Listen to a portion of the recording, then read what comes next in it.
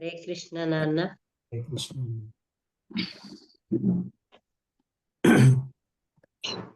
ఓం జ్ఞానతిమిరాంధస్య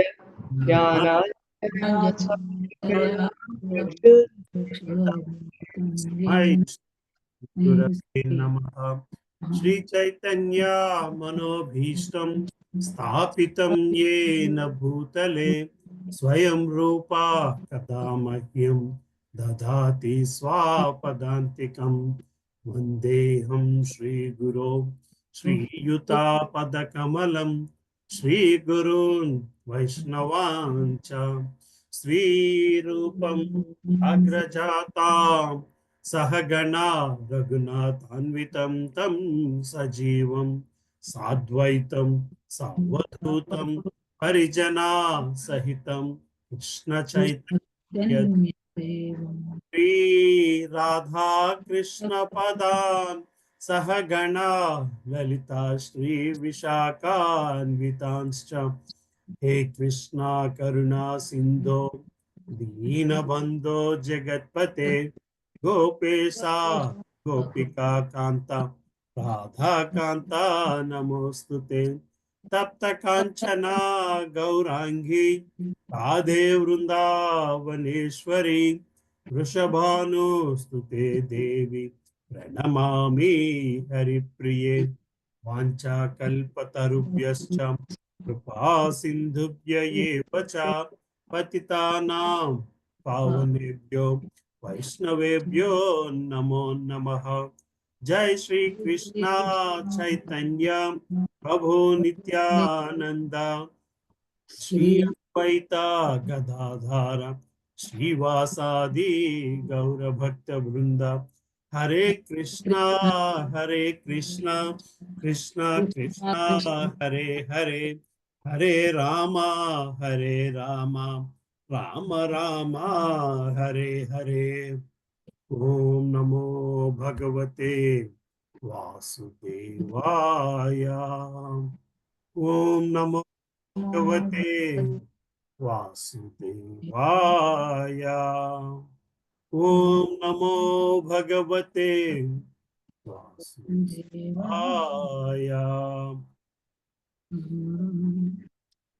దైవనరోత్తమం దేవీం సరస్వతిం వ్యాసం తతో జయముదీరయేత్. నష్టప్రాయేషు భద్రేషు నిత్యం భాగవత సేవయా. భగవతి ఉత్తమ శ్లోకే భక్తిర్భవతి నైష్టికీ. కృష్ణాయ వాసుదేవాయ దేవకీ నందనాయ చ నందగోపః కుమారాయ గోవిందాయ నమో నమః. నమో మహావధన్యాయ కృష్ణ ప్రేమ ప్రదాయతే కృష్ణాయ కృష్ణ చైతన్య నామ్నే గౌరత్విషే నమః. నమః పంకజనాభాయ నమః పంకజమాలినే నమః పంకజనేత్రాయ నమస్తే పంకజాంగ్రియే. నమో బ్రహ్మణ్యాయ దేవాయ గో బ్రాహ్మణ్యాయ హితాయ చ జగద్హితాయ కృష్ణాయ గోవిందాయ నమో నమః. నమో ఓం విష్ణుపదాయ కృష్ణప్రష్టాయ భూతలే శ్రీమతే భక్తి వేదాంత స్వామినితి నామినే. నమస్తే సారస్వతీ దేవే గౌరవాణి ప్రచారిణే నిర్విశేష శూన్యవాది పాశ్చాత్య దేశతారిణే. జయ శ్రీ కృష్ణ చైతన్య ప్రభు నిత్యానంద శ్రీ అద్వైత గదాధార శ్రీవాసాది గౌర భక్త బృంద. హరే కృష్ణ కృష్ణ కృష్ణ హరే హరే, హరే రామ రామ రామ హరే హరే. लगायते गुरुं यत्कृपातमहं वन्दे श्रीगुरुं दीनतारिणं.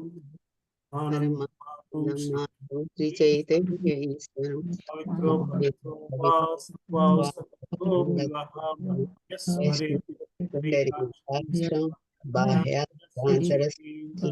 श्री विष्णु श्री विष्णु श्री विष्णु. హరే కృష్ణ. హరే కృష్ణ ప్రభుజీ. కృష్ణ మాతాజీ, ప్రభా మాతాజీ ఎలా ఉన్నారు? హరే కృష్ణ ఆ, ప్రభుజీ. హరే కృష్ణ మా జయదమ్మ మాతాజీ. ప్రణామ్. హరే కృష్ణ ప్రభుజీ. హరే కృష్ణ ప్రభు. ప్రభాకర్ శ్రేష్ఠ ప్రభు ఎలా ఉన్నారు?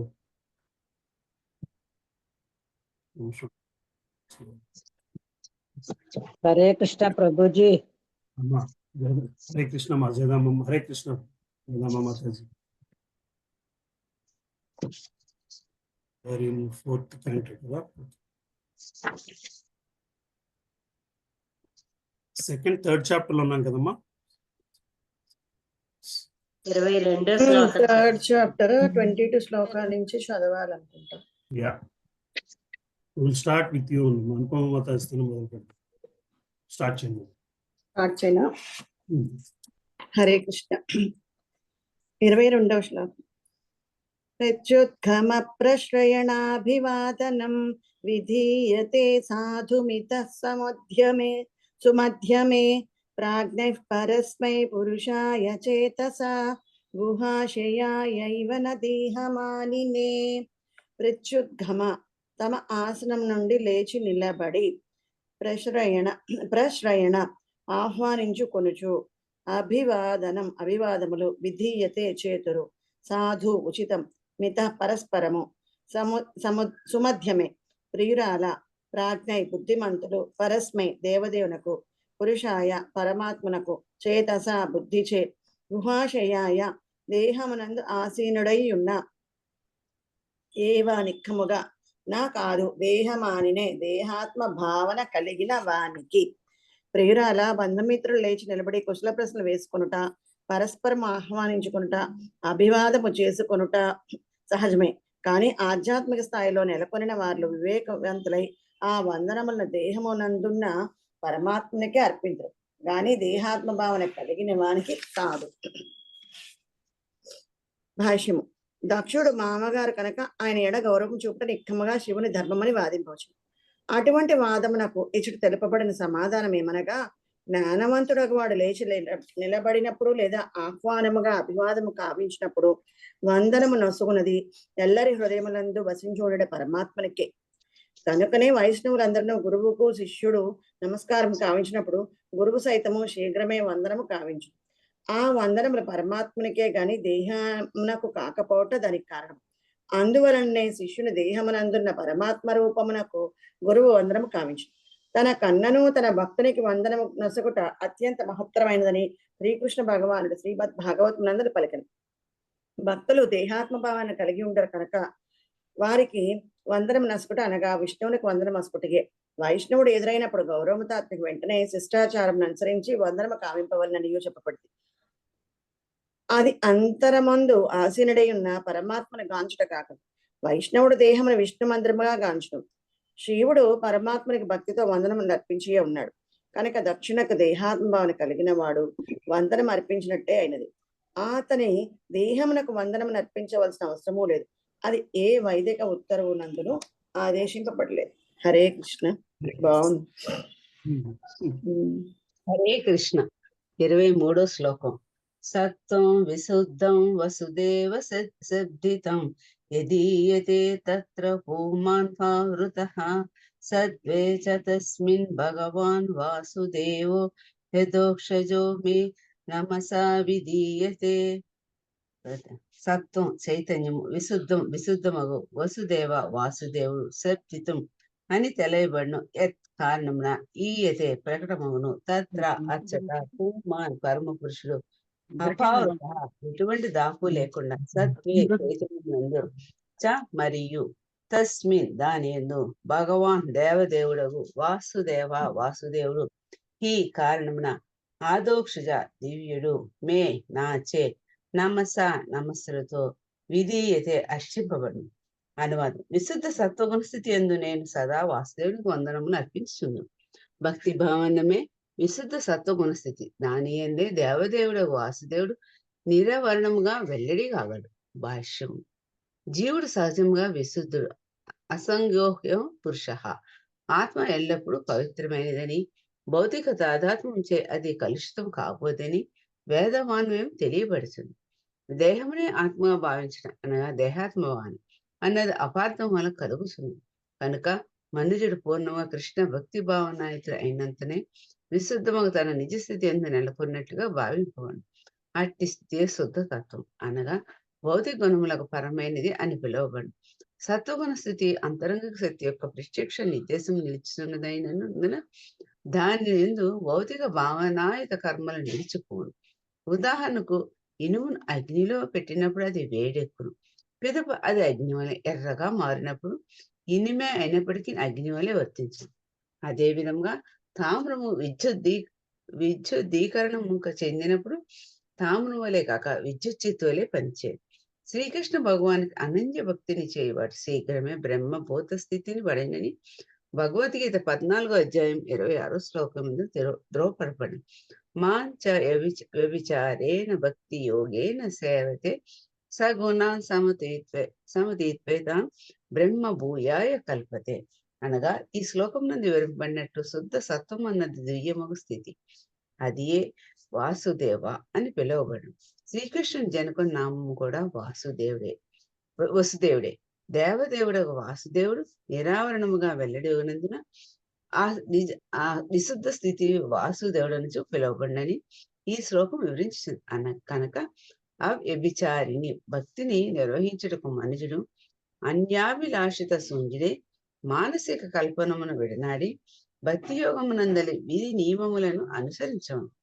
విశుద్ధ భక్తి యోగమునందు మనుజుడు హరే కృష్ణ ప్రభు. హరే కృష్ణ నాన్న. హరే కృష్ణ నాన్న శుద్ధ సత్వగుణం అన్నా విశుద్ధ సత్వగుణం అన్నా ఒకటేనా? ఓకే. అదే మధ్యాహ్నం మాకు అనుమానం వచ్చింది. అది అంటే ఒక్కొక్క దగ్గర అలాగా ఒక్కొక్క దగ్గర ఇలాగా ఉంటుంది. Okay, thank you. Hare Krishna Prabhuji. విశుద్ధ భక్తి యోగమునందు మనుజుడు అహేతుకముగాను అప్రతిహతముగాను తన ధర్మమైనట్లు దేవదేవుడగు శ్రీకృష్ణుని సేవించును. అదియే శుద్ధ సత్వము వసుదేవ స్థితి అనబడును. ఏలైనా ఆ స్థితి అందే పరమ పురుషుడగు శ్రీకృష్ణుడు భక్తుని హృదయమున వెల్లడి కాగలడు. శ్రీల జీవగోస్వామి ఈ వసుదేవ స్థితిని అనగా శుద్ధ సత్వమును గూర్చి తన రచన అయిన భాగవత సందర్భమునందు చక్కగా వివరించిరి. శుద్ధ సత్వము అనగా వసుదేవ స్థితి నందు నెలకొని ఉన్నారని సూచించుటకే గురుదేవుని నామమునకు ముందు అష్టోత్తర శత పదము జతగూర్చబడినని ఆయన వివరించిరి. వసుదేవుడు అన్నటి పదము ఇతర ప్రయోజనములకు సైతము ఉపయోగించబడను. ఉదాహరణకు వసుదేవుడు అనగా సర్వత్రా వ్యాపించిన వాడనియు భావము. సూర్యుడు కూడా వసుదేవ శబ్దితం అనియే పిలువబడను. వసుదేవుడు అనటి పదము అనేకములకు ప్రయోజనములకు వాడబడినను మనమే ప్రయోజనమునకు ఉపయోగించినను వాసుదేవుడు అను పదమునకు సర్వత్రా వ్యాపించి ఉన్నవాడు లేదా హృదయస్థ పరమాత్ముడు అని భావము. భగవద్గీత 7వ అధ్యాయం 19వ శ్లోకం యందును వాసుదేవ సర్వమితి అని తెలుపబడినది. దేవదేవుడకు వాసుదేవుని అవగతము చేసుకుని అతనిని శరణజొచ్చుటయే వాస్తవమగు అనుభూతి. వసుదేవ స్థితి అనే దేవదేవుడగు వాసుదేవుడు వెల్లడి కాగలడు. మంజుడు ప్రకృతి సంపర్కము నుండి విడివడి విశుద్ధ కృష్ణభక్తి భావన అనగా వసుదేవ స్థితి అందు నెలకొనినప్పుడు పరమ పురుషుడగు వాసుదేవుడు వెల్లడి అగును. ఈ స్థితి కైవల్యము అనగా విశుద్ధ చైతన్యము అని పిలువబడును. జ్ఞానం సాత్వికం కైవల్యం. మనుజుడు విశుద్ధ ఆధ్యాత్మిక జ్ఞానమునందు స్థితుడై ఉన్నప్పుడు కైవల్యమునందు స్థితుడైనట్లుగా చెప్పబడును. కనుక వసుదేవ స్థితి అనగా కైవల్యమనియు నిరాకారవాదులు సాధారణంగా ఉపయోగించు భావము. నిరాకార భావన ఎందలి కైవల్యము చరమానుభూతి కాదు. కానీ మనుజుడు కృష్ణభక్తి భావన ఎందలి కైవల్యమున దేవదేవుని అవగతము చేసుకున్నప్పుడు కృతకృత్యుడు కాగలడు. ఆ విశుద్ధ స్థితి యందు శ్రవణ కీర్తన స్మరణముల ద్వారా మనుజుడు కృష్ణ సంబంధ విజ్ఞానమును పెంపొందించుకొని శ్రీకృష్ణ భగవానుని అవగతము చేసుకొనగలడు. ఈ కర్మలన్నీను ఆ దేవదేవుని ఆంతరంగిక శక్తి నేతృత్వమున నిర్వహింపబడును. ఆంతరంగిక శక్తికి పనిచేయ విధానం కూడా ఈ శ్లోకం నందు అపావృత అనుచు వివరించబడినది. దేవదేవుడు అతని నామము, రూపము, గుణము, సంపత్తి మొదలైనవి దివ్యమై ఉండి ప్రకృతికి పరమైనందున ఆ అంశములలో దేని నెరుగుటకైనను భౌతికేంద్రియములతో సాధ్యము కాదు. భక్తి యోగముచే ఇంద్రియములు పవిత్రత చెందినప్పుడు హృషికేశ సేవనం భక్తి రుచ్యతే అని శ్రీకృష్ణుని నిరావరణముగా గాంచగలము. వాస్తవమునకు భక్తుడు భౌతిక దేహమును కలిగి ఉన్నందున భక్తి యోగంచే భౌతిక చక్షువులు పవిత్రములవుట ఏ విధముగా సాధ్యమనుచు ఎవరైనాను ప్రశ్నించవచ్చును. చిత్త దర్పణమును భక్తి యోగము శుభ్రపరచుననుట అనగా శ్రీ చైతన్య మహాప్రభు తెలిపినట్లు దీనికి ఉపమానము కాగలదు. శుభ్రముగా ఉన్న దర్పణమున ముఖము స్పష్టముగా కనపడట తెలిసిన విషయమే కదా. అదే విధముగా మనోదర్పణమును శుభ్రపరచుట ద్వారా మనుషుడు దేవదేవుని స్పష్టమైన భావనను పొందగలడు. ఈ విషయమే భగవద్గీత 8వ అధ్యాయం 8వ శ్లోకం యందు అభ్యాస యోగ యుక్తేన అని తెలుపబడినది. భక్తి యోగమున నెలకొని విద్యుక్త ధర్మములను నిర్వహించుచు చేతస నాణ్యగామిన లేదా మనస్సును కేవలము శ్రవణ కీర్తనములందే నెలకొల్పి అన్యత్ర వెడల నివ్వనప్పుడు మనుజుడు దేవదేవుడకు శ్రీకృష్ణుని అనుభూతం ఉనర్చుకొనగలడు. శ్రీ చైతన్య మహాప్రభువు ధృవపరచినట్లు భక్తియోగ విధానము ద్వారా శ్రవణ కీర్తనములతో ఆరంభమగునది. మనుజుడు హృదయమును మనస్సును శుభ్రపరచుకొని దేవదేవుని దర్శనమున స్పష్టముగా పొందగలడు. హరే కృష్ణ.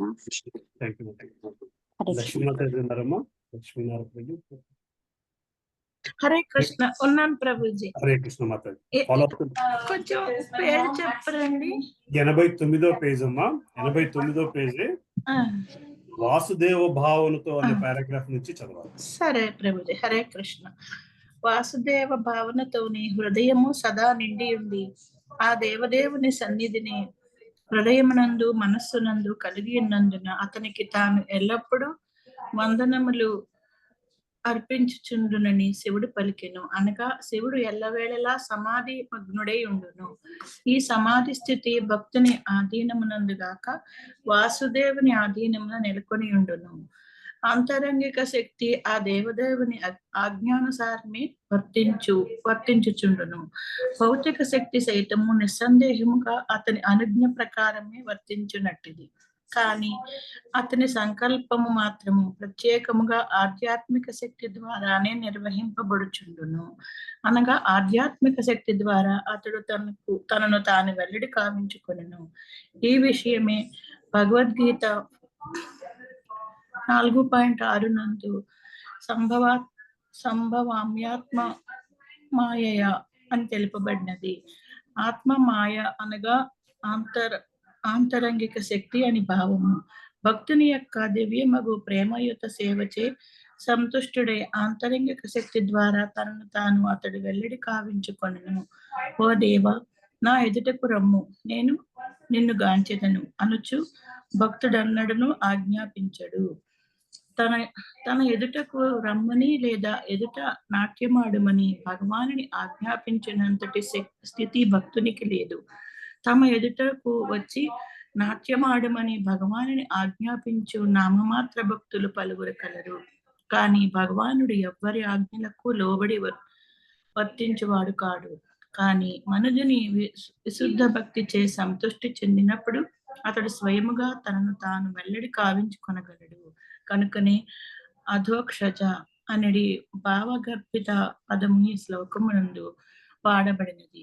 భగవానుని ఎరుగుటలో మన భౌతికేంద్రియముల కర్మలు విఫలమగునని అది సూచించును. కేవలము మానసిక కల్పనము ద్వారా ఎవ్వరును భగవానుని అనుభూతమునర్చుకొనజాలరు. కానీ అతడు తన ఇంద్రియముల భౌతిక కర్మలను నివారించినచో భగవానుడు అతని ఆంతరంగిక శక్తి ద్వారా ఆ విశుద్ధ భక్తునికి వెల్లడి కాగలడు. దేవదేవుడే ప్రకటమైనప్పుడు అతనికి వందనములు నసుగుట తప్ప భక్తునకు అన్యమగు కార్యము లేకుండును. పరతత్వమగు భగవానుడు తన రూపమును భక్తునకు సాక్షాత్కరింపజేయును. అతడు నిరాకారుడు కాదు. భగవానుడు తనను తాను వెల్లడి కావించుకునేనంతనే భక్తుడు అతనికి వందనములు చేయునని ఈ శ్లోకమును తెలుపబడినందున వాసుదేవుడు నిరాకారుడు కాచాలడు. వందనములు రూపసహితునికే వసకబడును, కానీ నిరాకారమునకు కాదు. వాసుదేవుడు అనగా నిరాకారమనడి మాయావాద వివరణను ఎవ్వరును అంగీకరింపరాదు. భగవద్గీత యందు ప్రపంచతే మనుజుడు శరణము నుండును అని తెలుపబడినది. మనుజుడు రూపసహితునికే శరణమునందును గాని నిరాకార అద్వైత్వమునకు కాదు. శరణాగతి లేదా వందనములను అర్పించుట అనేది విషయము వచ్చినప్పుడు ఆ శరణాగతికి లేదా వందనములను అర్పించుటకు ఒక లక్ష్యం ఉండవలెను. ఇది చదవనా ప్రభుజీ? Thank you Mataji.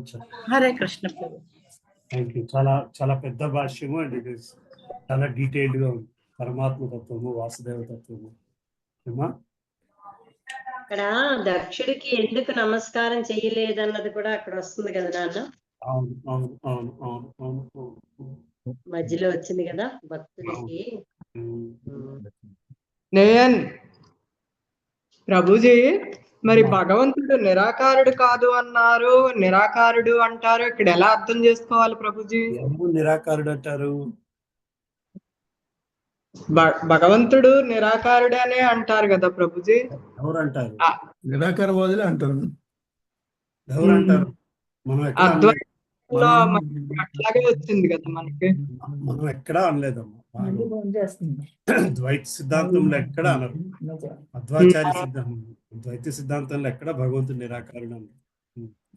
నిరాకారవాదులే అంటారు. భగవంతుడు నిరాకారు కాదు, నిరాకారి అన్నానికి కాదు. భగవంతుడు నిరాకారి. భగవంతుని చుట్టూరు ఉన్న తేజము నిరాకారం, నిరాకారము అనుకుంటున్నాం. నిరాకారవాదం అంటే చాలా కాంప్లెక్స్ సబ్జెక్ట్ లో ఉంటుంది. చాలా కాంప్లెక్స్ సబ్జెక్ట్. అదే అద్వైతము ద్వైతము అక్కడి నుంచి వచ్చినాయి కదా. పదం ద్వైతంలో ఎక్కడ నిరాకారత్వం లేదు.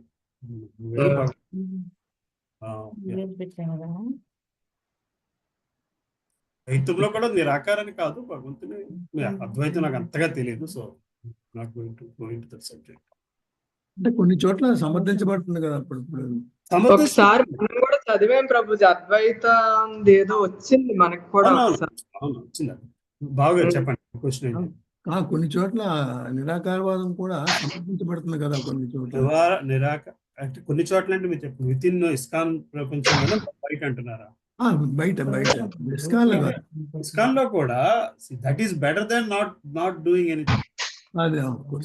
నిరాకారం కూడా భగవంతుని తేజస్సునే మనం నిరాకారం అని పిలుస్తున్నాం కాబట్టి, అది భగవంతుని తేజస్సు గురించి ఆలోచిస్తున్నాం కాబట్టి దట్ ఈస్ బెటర్ దాన్ అద్వైతం.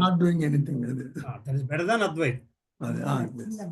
అద్వైతం భగవంతుడు కలిసి దానికంటే కూడా కనీసం భగవంతుడు నిరాకారుడు, మనం వేరు, భగవంతుడు వేరు అని ఆలోచిస్తున్నాం కాబట్టి అది ఇంకా బెటర్.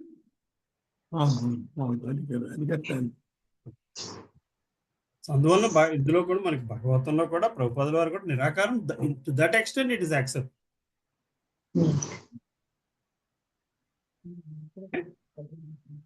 బాలమణి మాతాజీ ఉన్నారమ్మా? కుసుమ మాతాజీ, కృష్ణ కుసుమ మాతాజీ చదువుతారా? చదువుతా ప్రభుజీ. హరే కృష్ణ ప్రభుజీ. దండత్వం ప్రభుజీ. 24. ఓకే ప్రభు. సత్తే నిరీక్షో న పితాపి దేహ కృతక్షో మమ ద్విట్ తదను వ్రతాచ ఏ విశ్వసృగ్యా నాగతం పరోరు మానగసం దుర్వాచ సాకరోత్తిరః తత్ కనుక తే నీ యొక్క నిరీక్ష చూచుట నా తగదు పితా తండ్రిని అపి అయినను దేహకృత్ దేహము నొసిగిన వాడు దక్ష దక్షుడు మమ నాయడ ద్విట్ దేశితుడు తత్ అనువ్రతాః అతని అనుయాయులు చ కూడా ఎవరైతే ఎవ్వడు దక్షుడు విశ్వసృక్కుల యజ్ఞగతం యజ్ఞమును వర ఊరా ఓ కళ్యాణి నన్ను ఆనగాసం నిర్దోషి అయినను దుర్వాచస దురుక్తులతో అకరోత్తిరః అవమానించెను కనుక దేహము నొసిగిన వాడైనప్పటికీ నీ తండ్రిని చూచుటకు నీవు ఏగరాదు. ఏలైనా అతడు మరియు అతని అనుయాయులు నా ఎడ ద్వేషమును కలిగి ఉన్నారు. కళ్యాణి ఆ ద్వేష కారణమునే అతడు నిర్దోషి అయినప్పటికీ నన్ను దురుక్తులతో అవమానించినాడు. భాష్యము. స్త్రీకి భర్త మరియు తండ్రి ఇరువును సమానముగా ఆరాధనీయులు. యుక్త వయసునందు ఆమెకు భర్త రక్షకుడు కాగా, బాల్యం నందు తండ్రి రక్షకునిగా నుండెను. ఆ విధంగా ఇరువురును ఆరాధనీయులు. అయినను దేహమునిచ్చిన వాడైనందున తండ్రి ప్రత్యేకంగా పూజనీయుడై ఉన్నాడు. నిస్సందేహంగా నీ తండ్రి నా కన్నను అధికంగా ఆరాధనీయుడే కావచ్చును. కానీ ఈ విషయం నీకు జాగ్రత్త మిగులు అవసరము. అతడు నీకు దేహము నొసిగిన వాడే అయినను దేహమును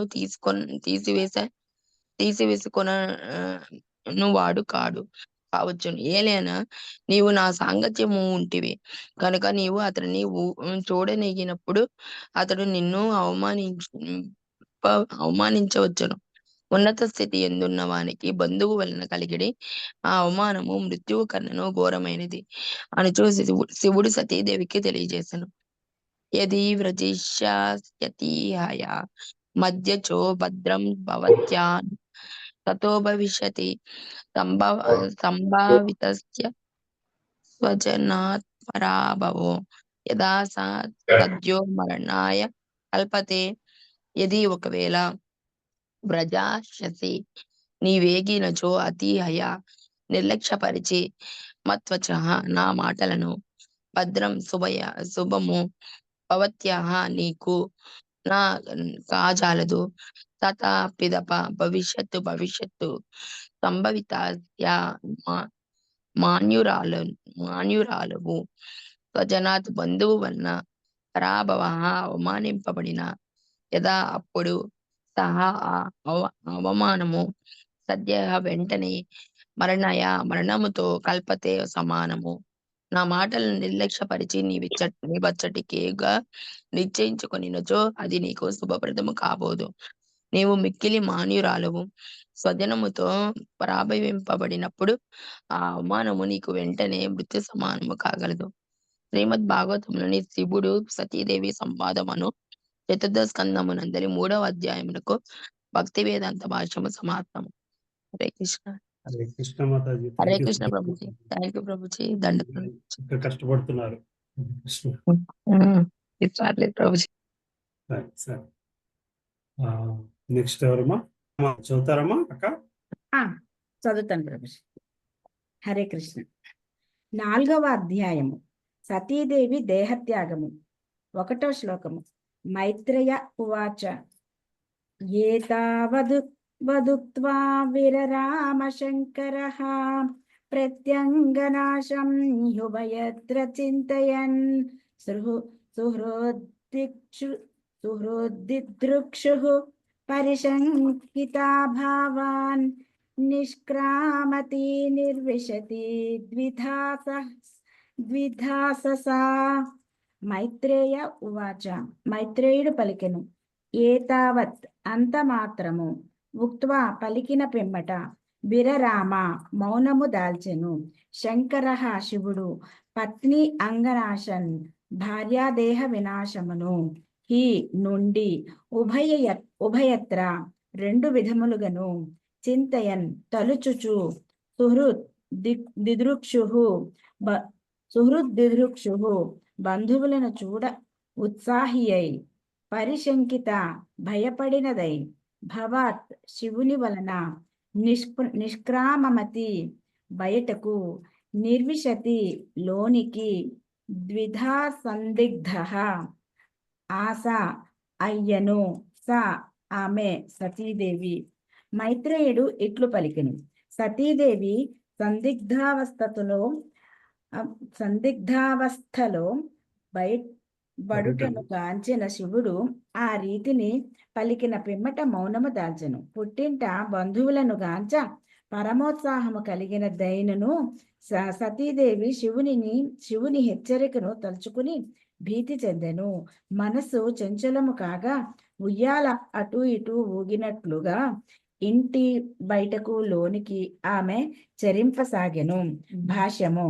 తండ్రి గృహమున కేగవలన లేక శివుని ఆజ్ఞను పాటించవలన అనడి విషయమున సతీదేవి మనసు సందిగ్ధమనబడెను. ఆ నిర్ణయముల నడుమ సంఘర్షణ ఎంత తీవ్రముగా నుండెననగా గృహము లోపల నుండి బయట నుండి లోపలికి ఆమె చరించసాగెను. గడియారము నందలి లోలకము వలె ఆమె కదలసాగెను. హరే కృష్ణ. బాగున్నారక్క? అవునవును. మల్లికార్జున ప్రభు ఉన్నారా? లేరు ప్రభుజీ, లేరు ప్రభుజీ. సరే, నేను ఇక్కడ వైజాగ్ లో ఉన్నాను. ఆయన ముంబైలో. చంద్రమౌళి ప్రభు చదువుతారా ప్రభు? హరే కృష్ణ ప్రభు. హరే కృష్ణ. 2వ శ్లోకం. సుహృద్దిదక్ష ప్రతిఘాత దుర్మన స్నేహ దృదత్య శృకలాతి విహ్వల భవం భవాస్య ప్రతి పురుషం వృష ప్రదక్ష్యతి వైక్షత జాతవే పదు. సుహృద్ దిదుక్ష బంధువులను చూడవలన కోరిక, ప్రతిఘాత అవరోధము, దుర్మన దుఃఖితమై, స్నేహత్ అనురాగం వలన, రుదతి రోధించెను, అశ్రుకల కన్నీరు కాచుచు, అతి విహ్వలై భవం శివుని, భవాని సతీదేవి, అప్రతిపురుషం అసమానుడు ఋషో క్రోధముతో ప్రదక్షతి భస్మము ఇవ చేయున్నది అన్నట్లు ఐక్షత అంచెను జాత వేపతు వణుకుచు. పుట్టింట బంధువులను చూడకుండగా నిలువరించబడినందులకు సతీదేవి మిగుల దుఃఖితులయ్యాను. వారి ఎడగల గాఢాను రాగము వలన ఆమె కన్నీరు కార్చెను. కంపించుచు అతి విహ్వలై ఆమె చూపుతో భస్మము చేయుచున్నదా అన్నట్లు తన అసాధారణమగు భర్తను శివుని కోపంతో గాంచెను. భాష్యం. ఈ శ్లోకం నందు వాడిన అప్రతిపురుషం అను పదమునకు అసమానుడని భావము. గుణములో శివునికి సమానమైన వాడు భౌతిక జగత్తులో ఎవడనూ లేడు. తన భర్త సర్వుల ఎడ సమముగా వర్తించువాడని సతీదేవి ఎరుగును. అయినచో తండ్రి గృహమునికి వెళ్ళ అనుమతించినంతగా అతడేల భార్య ఎడ ఈ విషయము నిర్దయుడయ్యను. ఇదే ఆమెకు స్వయంపరానంత దుఃఖములకు కారణమయ్యను. తన చూపుతో అతని భస్మము చేయుచున్నదా అన్నట్లు ఆమె భర్తను క్రోధంతో గాంచెను. వేరు మాటలలో చెప్పవలనచో శివుడు అనగా ఆత్మ కనుక శివుడు అనే పదమునకు ఆత్మ అనే అర్థం కలదు. ఆమె ఆత్మహత్యకు సిద్ధపడినదని ఇచ్చరస్తు సూచితమైనది. అప్రతిపురుషం అను పదమునకు శత్రురహితుడు అని వేరొక అర్థం కూడా కలదు. తనకు అనుమతి వసగా శివుడు సమ్మతింపచేయ జాలందన సతీదేవి స్త్రీ యొక్క చివరి ఆయుధమైన ఏడుపును ఆరంభించను. ఆ ఏడుపు సాధారణంగా భార్య యొక్క ప్రస్తావనను భర్త అంగీకరించినట్లుగా చేయను. హరే కృష్ణ. హరే కృష్ణ ప్రభు. మాతా చదువుతారా ప్రభు? హరే కృష్ణ ప్రభుజీ. దండోత్ ప్రణామ్. హరే కృష్ణ. మా జ్యోత్స్న మాతాజీ. అమ్మా ప్రభు వేరే లింక్ పంపించారమ్మా మీటింగ్ 8 o'clock మీటింగ్ కి, ఇది కాకుండా. ఓ సరే, sure Prabhuji. Okay, thank you. Hare Krishna. Lovesh Prabhu, are you still there here? Prabhu, there's another link that was sent for the meeting, Prabhu. Carry on. Chadvanam. ततो विनिस्वस्य सती विहायतं शोकेन रोषेण च दूयता हृदा पित्रोरगात् स्त्रैण विमूढ दीर्घहरान् प्रेम्नात्मनो योर्तमदात्तच्चां प्रियः तथा पिदप వినిస్వస్య దీర్ఘముగా నిట్టూర్చుచు సతీదేవి విహాయ వదిలి అతనిని శివుని శోకేన శోకముతోను రోషేన క్రోధముతోను చ మరియు దూయత పీడితయై హృదయమున పిత్రో తన తండ్రి యొక్క అగాత్ వెడలను స్త్రైణ సాధారణ స్త్రీ నైజము వలన విమోహితయై ది బుద్ధి గృహమునకు ప్రేమ్న అనురాగవశమున ఆత్మన దేహమునందలి ఎవరైతే అర్థం సగభాగమును అదాత్ ఒసికెనో సతాం సాధువులకు ప్రియమైన వాడు పిమ్మట ఆమె శివుని అనురాగ వశమున అర్ధభాగము నొసిగిన వాడు వదిలి శోకము మరియు క్రోధము వలన దీర్ఘ నిట్టూర్పు విడిచుచు తండ్రి గృహమున కేగెను. ఆమె సామాన్యమగు అబలయొకటయే ఈ విమూఢ కర్మకు కారణము. భాషము. వైదిక భావన యందలి గృహస్థ జీవనమును అనుసరించి భర్త తన శరీరంలో సగ భాగమును భార్య కోసుకును, అట్లే భార్య తన శరీరంలో సగ భాగమును భర్త కోసుకును. అనగా భార్య లేకుండా భర్త, లేదా భర్త లేకుండా భార్య అసంపూర్ణమేననే భావము. వేదపరమకు వైవాహిక సంబంధమే శివుడు మరియు సతీదేవి నడుమగా నెలకొని ఉండను. అయినను బలహీనత కారణమున స్త్రీ కొన్ని మార్లు పుట్టింటి వారి ఏడ అతిగా ఆకర్షితురాలగుచుండను. సతీదేవి విషయంలో అదే జరిగను. స్త్రీ సహజముకు దుర్బలత కారణముననే ఆమె శివుని అంతటి గొప్ప భర్తను వేడగోరనని ఈ శ్లోకమున ప్రత్యేకముగా తెలుపబడినది. అనగా స్త్రీ సహజముకు దుర్బలత భార్యాభర్తల సంబంధమునను ప్రభావం చూపును. సాధారణంగా స్త్రీ నైజము వలననే భార్యాభర్తల నడుమ విడాకులు సంభవించుచుండను. స్త్రీ సహజముకు దుర్బలత వలననే అది జరుగుట పరిపాటి. కనుక భర్త ఆజ్ఞలకు కట్టుబడి ఉండట స్త్రీకి ఉత్తమ మార్గం. అదే కుటుంబ జీవనమునకు ప్రశాంతయుతముగా చేయును. భార్యాభర్తల నడుమ అపార్థములు సహజముగానే కొన్ని మార్లు కలగవచ్చును. శివుడు సతీదేవి వంటి వారి నడుమనే కలుగునట్లుగా. అయినను ఆ అపార్థం వలన భార్య భర్త రక్షణమును వేడరాదు. ఒకవేళ ఆమె ఆ రీతి కావించినచో అది స్త్రీ సహజమగు దుర్బలత వలనే జరిగిందని తెలుసుకొనవలెను. హరే కృష్ణ ప్రభు. హరే కృష్ణ. Thank you Mataji. హరే కృష్ణ ప్రభుజీ. హరే కృష్ణ మాతాజీ. 4వ వస్తుంది. సరస్వతి మాతాజీ చదవండి. హరే కృష్ణ. 4వ శ్లోకం. రామన్మగచ్చన్ ధృత విక్రమాం సతీమేకాం త్రినేత్రానుచరాః సహస్రసా సపార్షదయక్ష మణిమన్మదాదయః పురో వృషేంద్రాస్తరసాగతవ్యదాః. తాం ఆమె సతీదేవి అన్వగచ్చన్ అనుసరించిరి ధృత విక్రమాం వేగముగా చనుటను సతీం సతీదేవి ఏకాం ఒంటరిగా త్రినేత్ర శివుని అనగా ముక్కంటిని అనుచరాహ అనుయాయులు సహస్రస వేలాది మంది సహర్షదక్షయ సపార్షదయక్షాః అతని అంతరంగికులను యక్షులను గూడి మణిమత్ మద ఆయద మణిమానుడు మధుడు మొదలగు వారు పురహ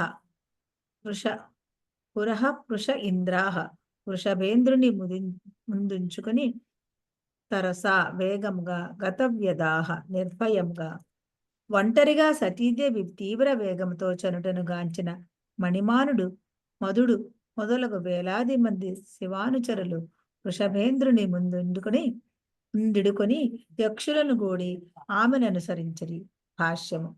భర్త తనను అడ్డగింపలేనట్లుగా సతీదేవి అతి వేగముగా వెడలిపోయిను. అయినను యక్షులు మణిమానుడు మధుడు మొదలగు వేలాది మంది శివానుచరులు ఆమెను వెంటనే వెంబడించిరి. ఈ సందర్భముగా గతవ్యదాహ అనేది పదము ప్రయోగింపబడినది.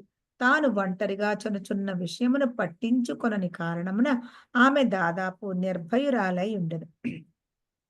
అనుచరాహ అను పదము సైతము ఇచ్చట ప్రధానమైనది. శివానుచరులు శివుని కొరకై ఎట్టి త్యాగము చేయుటకనను సిద్ధపడి ఉన్నారని అది సూచించును. సతీదేవి ఒంటరిగా ఏగరాదనడి శివుని అభిమతమును వారందరూ ఎరిగి ఉండిరి. అనుచరాహ అనగా తమ ప్రభువు ప్రయోజనమును వెంటనే ఎరుగగలిగిన వారు అని భావము. 5వ శ్లోకము. తాం సారిక కందుక దర్పణాంబుజ శ్వేతాతపత్రవ్య జనస్రగాదిభిః గీతాయనైర్దుందుభి శంఖ వేణుభిర్విషేంద్రమారోప్య విటంకితాయయుః. అనువాదము. తాం ఆమె సతీదేవి సారిక ముద్దుల పక్షి కందుక బంతి దర్పణము అంబుజ కమలము శ్వేత ఆతపత్ర తెల్లని ఛత్రము యజన వీవన స్రక్ పూమాల అదిభిః మొదలగు గీతా అయనైః సంగీతవాద్యమును గూడి దుందిభిః దుందుబులు శంఖములు వేణువులతో వృష ఇంద్రము వృషముపై ఆరోప్య అధిరోహింపచేసి విటంకితాః అలంకరించి యయుః వారు సాగిరి. శివానుచరులు సతీదేవిని వృషభముపై అధిరోహింపజేసి ముద్దుల పక్షిని ఆమెకు వసగిరి. ఆమె ఆనందము కొరకై కమలమును దర్పణమును మరికొన్నిటిని వసగి గొప్ప ఛత్రమును పట్టిరి. దుందుబులు, శంఖములు, కొమ్ములతో గాయక బృందము నడవగా రాజ ఊరేగింపు వలె వారు వైభవముగా సాగిరి. హరే కృష్ణ. హరే కృష్ణ మాతాజీ. దండాత్రం. 6వ శ్లోకం. ఆ బ్రహ్మఘోషోర్జిత యజ్ఞ వైశసం విప్రశుజుష్టం విబుధైః సర్వసః ఉద్దార్వయ కాంచన దర్భచర్మభిః నిసృష్టభాండం యజనం సమావిశత్. ఆ అన్ని దిక్కుల నుండి బ్రహ్మఘోష వేద మంత్రముల శబ్దముతో ఊర్జిత అలంకరింపబడిన యజ్ఞమును వైశసం పశువద విప్రశుజుష్టం మహర్షులచే నుండి విబుధై దేవతలచే చ మరియు సర్వశః అన్ని దిక్కుల యందు వృత్ మట్టి దారువు అయ లోహము కాంచన బంగారము దర్భలు చర్మము నిసృష్ట నిర్మితమైన భాండం యజ్ఞ పశువులు పాత్రలు యజనం యజ్ఞస్థలిని సమావిశత్ ప్రవేశించను. అనువాదము. పిదప ఆమె యజ్ఞం నిర్వహించబడుచున్న తండ్రి గృహమును చేరి ఆ యజ్ఞస్థలి యందు ప్రవేశించను. అచ్చట సర్వులను వేద మంత్రములు ఉచ్చరించుచుండరి. మహర్షులు, బ్రాహ్మణులు, దేవతలు అచ్చట సమాహితులై ఉండరు. యజ్ఞమునకు అవసరమైనట్టి పెక్కు యజ్ఞ పశువులు మరియు మృత్తిక, రాయి, బంగారము, దర్భలు చర్మముతో నిర్మితమైన పాత్రలు అచ్చటుండరు. భాష్యము. వేద మంత్రోచ్చారణకే ఋషులు, బ్రాహ్మణులు సమాహితులైనప్పుడు వారిలో కొందరు శాస్త్రసారమును గుర్చి వాదించుటే జరుగుచుండరు. ఆ విధముగా కొందరు వాదోపవాదములు చేయుచుండగా ఇంకొందరు మంత్రోచ్చారణము చేయుచుండరు. ఆ కారణమున అచ్చటి వాతావరణం అంతయు దివ్య శబ్ద భరితమయ్యను. ఆ దివ్య శబ్దమే హరే కృష్ణ కృష్ణ కృష్ణ హరే హరే, హరే రామ రామ రామ హరే హరే అను మహామంత్రమున సరళీకరింపబడినది.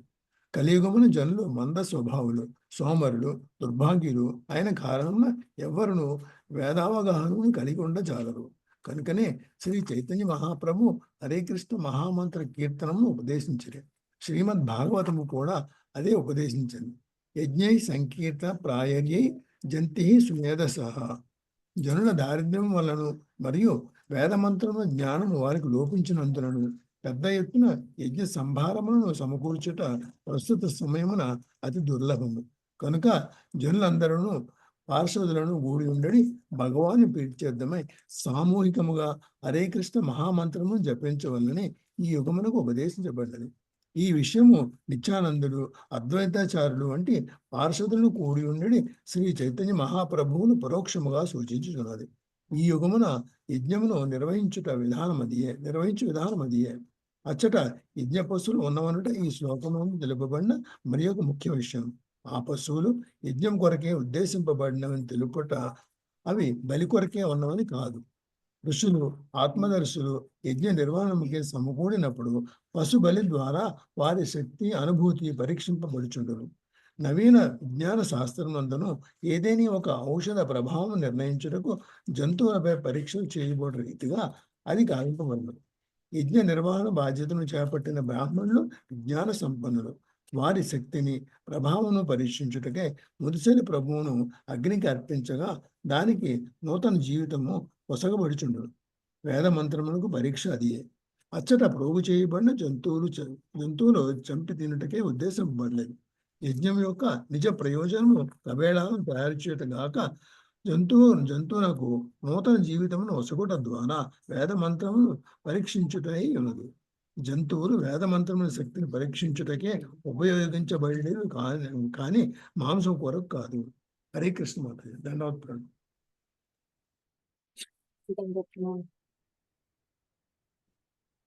జపమాతజీ ಹೇಳ್ತಾರೆ. హరే కృష్ణ. రంజితా మాతాజీ.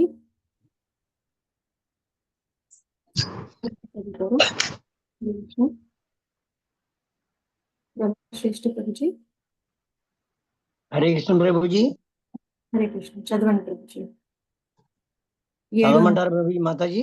చదవండి ప్రభుజీ. 7వ నంబర్. 7వ తామాగతాం కచ్చన్నాద్రియత్ విమానితాం యజ్ఞకృతో భయార్జనాః కృతే స్వశ్రుత్సర్వై జననీం చ సాదరా ప్రేమాశ్రుకంఠర్యః పరిస్వజు ప్రముదా.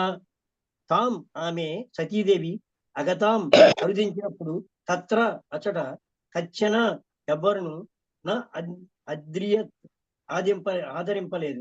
యుమానియాత్ ఆదరింపబడక యజ్ఞకృత్ యజ్ఞ నిర్వాహకుని దక్షుని భయాన్ భయము వలన జనులు కృతే తప్ప స్వసూహ అక్కలు వై నిశ్చయముగా జననీం తల్లియు చ మరియు సా సాదరముగా ప్రేమ అశ్రుకంఠ్య ప్రేమాశ్రువు రాలగా గద్గద కంఠులైన వారు పరిశస్వజ ఆలింగనము చేసుకునేది ముదముతో.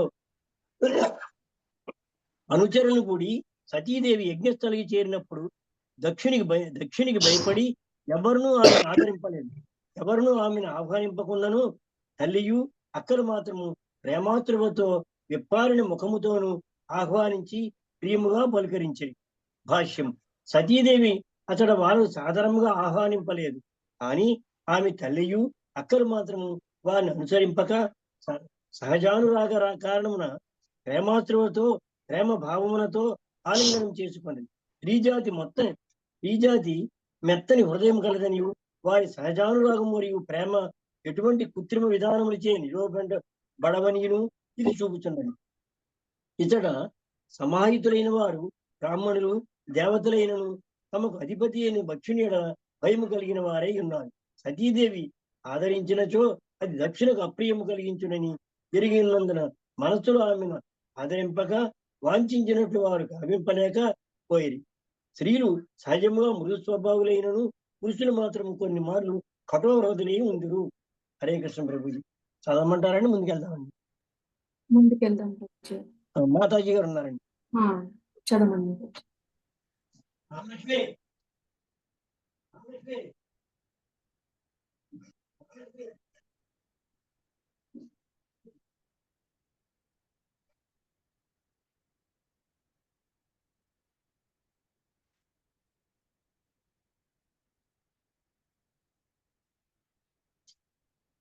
హరే కృష్ణ మాతాజీ.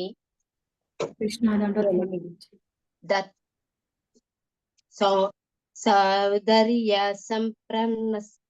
సంప్రస్న సమర్థమవర్తయ మాత్రాచ మాతృష్వ సుభిచ్చపసాదరం దత్తాం సపార్యం పరమాసనం చ సౌ నా దత్త పిత్ర ప్రతి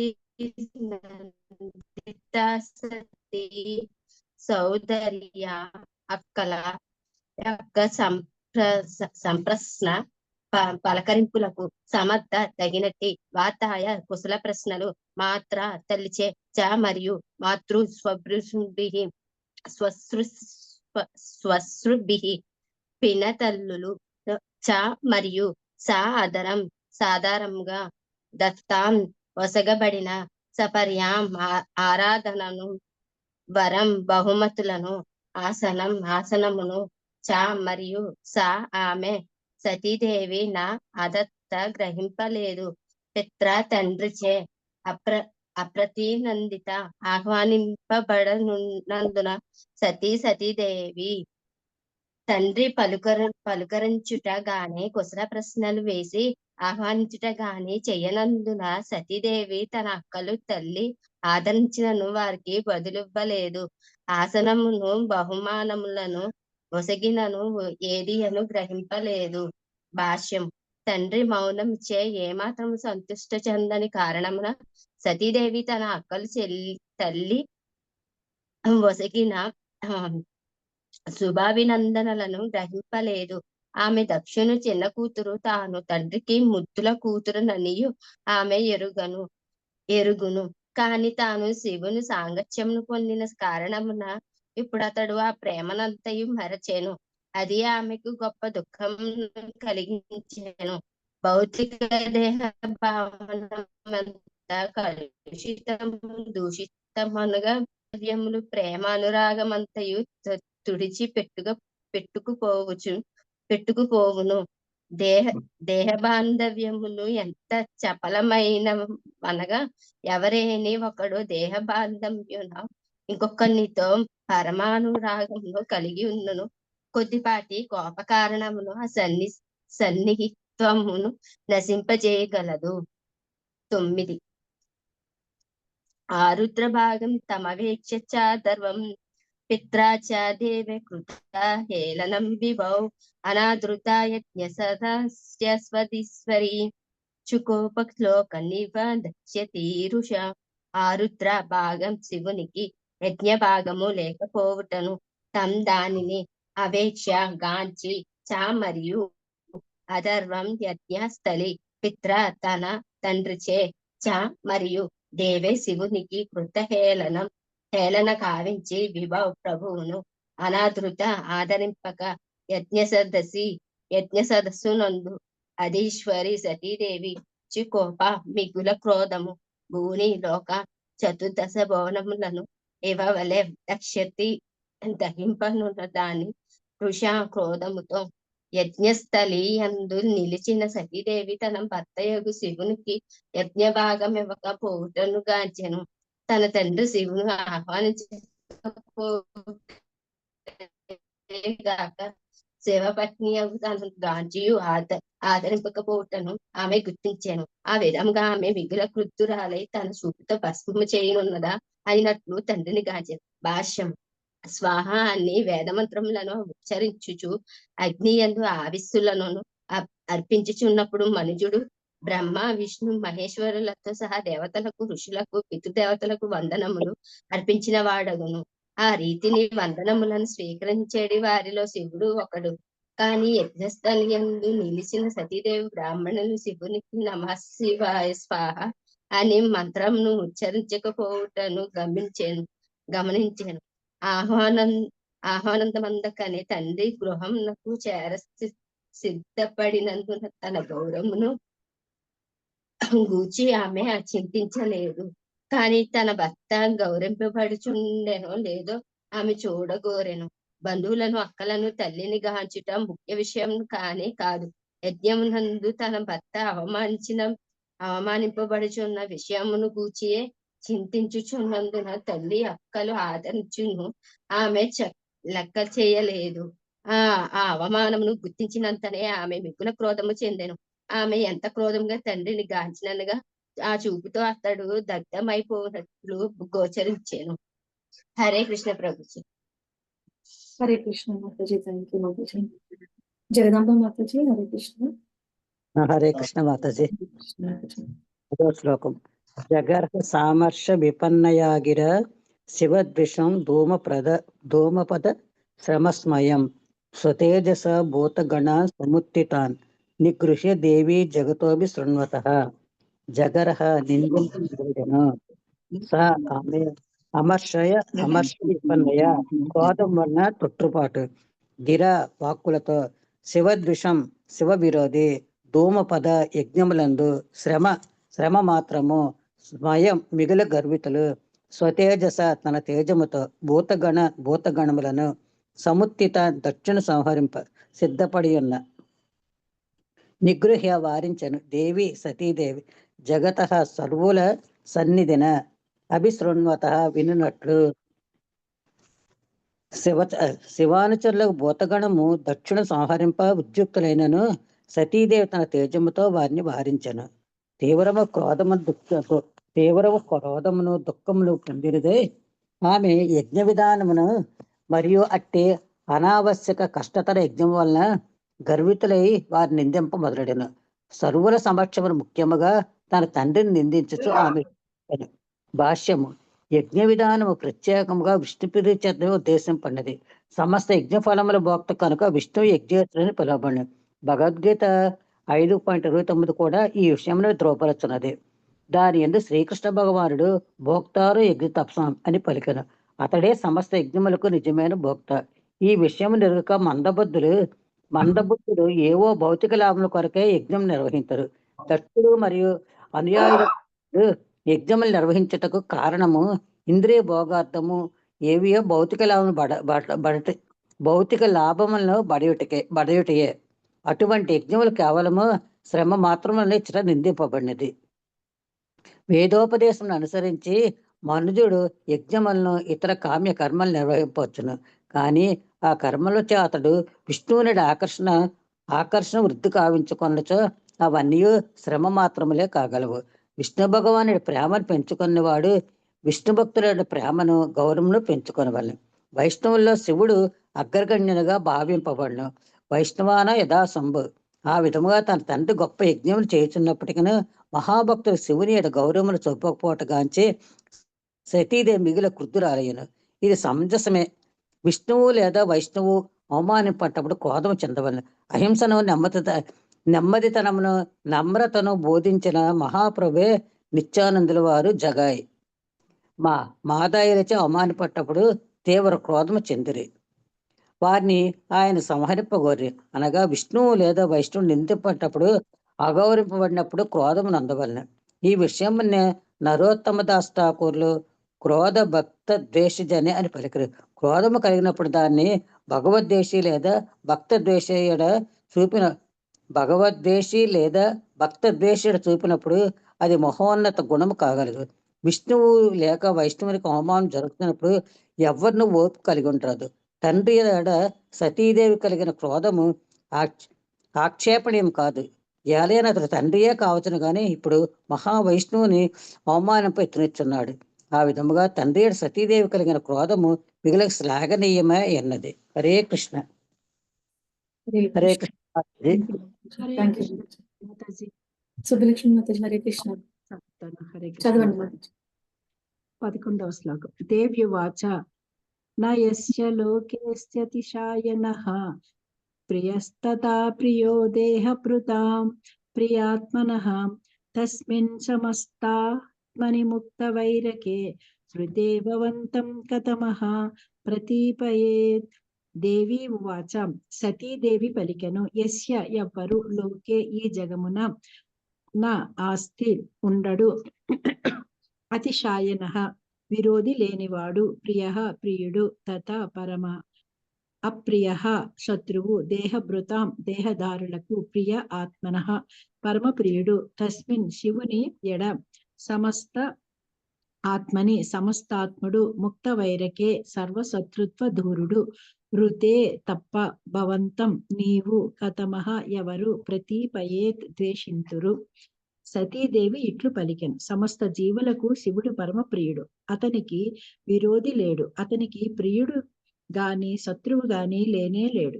ముక్త వైరుడైన అటువంటి సర్వాత్మని ఎడ నీవు తప్ప వేరెవ్వరునూ ద్వేషము నందజాలరు. భాష్యము. భగవద్గీత 9.29 యందు శ్రీకృష్ణ భగవానుడు నమోహం సర్వభూతేషు సమస్త జీవుల ఎడ నేను సమానుడను అని పలికెను. శివుడు దేవదేవుని గుణావతారమైనందున దేవదేవుని గుణములతో దాదాపు సమానమైన గుణములను కలిగియుండును. కనుకనే అతడు సర్వుల ఎడ సమభావనతో నుండును. అతనికి శత్రువు గాని మిత్రుడు గాని లేడు. కానీ స్వభావ రీత్యా అసూయాపరుడైన వాడు మాత్రము శివునికి శత్రువు కాగలడు. అందువలననే సతీదేవి తన తండ్రితో నీవు తప్ప శివుని ఎడ ఎవ్వరునూ ద్వేషము నందజాలరు లేదా అతనికి శత్రువు కాజాలరు అని నిందించను. అచ్చటనున్న ఋషులు బ్రాహ్మణులు దక్షుని ఆశ్రయించి ఉన్నవారే అయినను శివుని ఎడ మాత్రము విద్వేషులు కారు. అనగా దక్షుడు తప్ప వేరెవ్వరునూ శివుని ఎడ ద్వేషమును చూపజాలరు. అదే సతీదేవి చేసిన నింద. 12 చదవమంటారా మాతాజీ? 12వ శ్లోకము. దోషాన్ పరేషాం హి గుణేషు సాధవో గృహ్ణంతి కేచిన్న భవాదృశోద్విజం గుణాంచ ఫల్గూన్ బహుళీకరిష్ణవో మహత్తమాస్తేష్వ విదద్భవాన గం.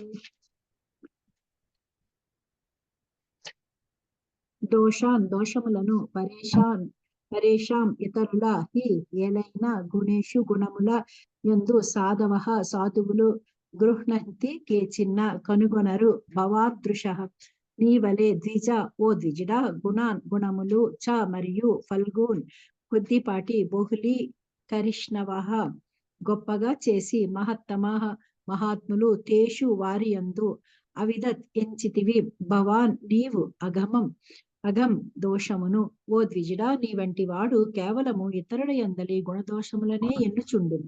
కానీ శివుడు ఇతరుల గుణదోషములను ఎన్నుటగాక వారి యందు ఏ కొద్దిపాటి సద్గుణమున్ననో దానిని మహత్తరము చేసి పలుకును. దుర్భాగ్యవశమున నీవు అటువంటి మహాత్ముని యందు దోషము నెంచితివి. భాష్యము దక్ష ప్రజాపతి ఇచ్చట తన కుమార్తెయగు సతీదేవిచే ద్విజ అని సంబోధింపబడినాడు. ద్విజ అను పదము బ్రాహ్మణులు, క్షత్రియులు, వైశ్యులు అను ఉన్నత వర్ణము వారిని సూచించును. అనగా ద్విజుడను వాడు సామాన్య మానవుడు గాక గురుదేవుని నుండి వేదాధ్యయమును కావించి మంచి చెడుల విచక్షణ చేయగలిగిన వాడని భావము. కనుక అతడు తర్కమును తత్వమును ఎరిగి ఉండవలను. దాక్షాయణి దక్షిణి ఎదుట తన వాదమును నేర్పుగా తెలియజేయుచున్నది. ఇతరుల యందలి సద్గుణములనే గ్రహించడి మహాత్ములు కొందరు కలరు. తేనెటీగ పుష్పమునందు మకరందమునే గ్రోలుచు ముళ్లను రంగులను పట్టించుకొనని రీతి మహాత్ములైన వారు అసాధారణులు. ఇతరుల యందలి సద్గుణములనే గ్రహించే దుర్గుణములను ఎన్నకుందురు. కానీ సామాన్యుడు మాత్రము ఏవి సద్గుణములు ఏవి దుర్గుణములని నిర్ణయించుచుండును. అసాధారణులకు మహాత్ముల యందు కొన్ని తరగతులు కలవు. ఎదుటవాని అందలి సూక్ష్మాతి సూక్ష్మమగు సద్గుణమును గ్రహించి దానిని మహత్తరము చేసి పలుకువాడే పరమశ్రేష్ఠుడగు మహాత్ముడు. శివుని ఆశుతోషుడు అనే నామం కలదు. అనగా అతి సులభముగా సంతుష్టుడే మనుజునికి అత్యున్నత వరదానమును వసగువాడని భావము. తానెవరి శరమును తాకినను అది అతని మొండెము నుండి వేరు కావాలనడి వరదానమును ఒక భక్తుడు శివుని అడిగాను. శివుడు దానికి అంగీకరించను. ఆ భక్తుడు శత్రు సంహారమును కోరియున్నందున అతడు అడిగిన వరదానము శ్లాఘనీయము కాకుండాను. అయినను తనను అర్చించి సంతుష్టిని కావించుటలో భక్తుని సద్గుణమును మెచ్చిన శివుడు ఆ వరదానము నొసగను. అనగా అతని దుర్గుణములనన్నింటినీ శివుడు మహద్గుణములుగా భావించను. కనుకనే సతీదేవి తన తండ్రితో కానీ నీవు మాత్రము దీనికి విరుద్ధముగా నున్నావు. శివుడు మహాద్గుణములనే కలిగి ఉండి ఎటువంటి దుర్గుణములు లేకున్నాను నీవు అతని యందు దోషమునే ఎంచితివి. అతని యందలి సద్గుణములను దుర్గుణములని భావించుట వలన నీవు పరమ పతితుడవైతివి. ఇతరుల సద్గుణములను గుర్తించుట ద్వారా మనుషుడు మహాత్ముడు కాగలడు. కానీ ఇతరుల సద్గుణములను దుర్గుణములని తలచుట ద్వారా నీవు పరమ పతితుడవైతివి అని పలికెను. Hare Krishna Mataji, thank you. హరే కృష్ణ మాతాజీ. పద్మప్రియ మాతాజీ. హరే కృష్ణ మాతాజీ, దండోత్ప్రణామం. 13వ శ్లోకం. నాచర్యమేతధ్యత్సత్సు సర్వదా మహద్విందా కునపాత్మావాదిషు శీర్ష్యం మహాపురుషాపాదపాంసుభిః నిర్నస్తతేజసు తదేవ శోభనం. నా ఆశ్చర్యం ఆశ్చర్యకరము కాదు ఏతత్ ఇది యత్ ఏదైతే అసత్సు చెడు సర్వదా ఎల్లప్పుడు మహత్ వినింద మహాత్ముల హేళనము కునప ఆత్మవాదీషు దేహమునే ఆత్మయని భావించిన వారలకు స ఈర్ష్యం ద్వేషము మహాపురుష మహాత్ముల యొక్క పాదపాంసుభి పాదధూలిచి నిరస్త తేజసు తేజము నశించిన వారలు తత్ అట్టి మేవా నిక్కముగా శోభనం మంచిది. పరిణామశీలమగు దేహముని ఆత్మయని భావించిన వారలు మహాత్ములను హేళన చేయుట ఆశ్చర్యకరమేమియునో కాదు. లౌకికులకు గల అట్టి ద్వేషభావము వారి విషయమున మంచిదే కాగలదు. ఏలయనా ఆ విధముననే వారు పతనము చెందగలరు. మహాత్ముల పాదధూళిచే వారు నశించిపోగలరు. భాష్యము. గ్రహీత సామర్థ్యము పైననే ఏదైనాను ఆధారపడి ఉండును. ఉదాహరణకు మండుటెండచే కొన్ని మొక్కలు పుష్పములు వాడిపోవచ్చును, కొన్ని విజృంభించి పెరగవచ్చును. ఆ విధముగా గ్రహీతయే పెరుగుటకు లేదా తరుగుటకు కారణమై ఉన్నాడు. అదే విధముగా మహాత్ముల పాద పద్మధూళి గ్రహీతకు సమస్త శుభమును కలగచేయినదే. మహీయాసాం పాదరజోభిషేకం కలగచేయినదే అయినను హాని కూడా కలగచేయగలదు. మహాత్ముల ఎడ అపరాధము నడిచిన వారు నశించిపోదురు. వారి దైవీ గుణములన్నీయు అంతమొందును. తన ఎడ జరిగిన అపరాధమును మహాత్ముడు క్షమించవచ్చునేమో కాని అతని ఎడ చేయబడిన అపరాధమును కృష్ణుడు క్షమించడు.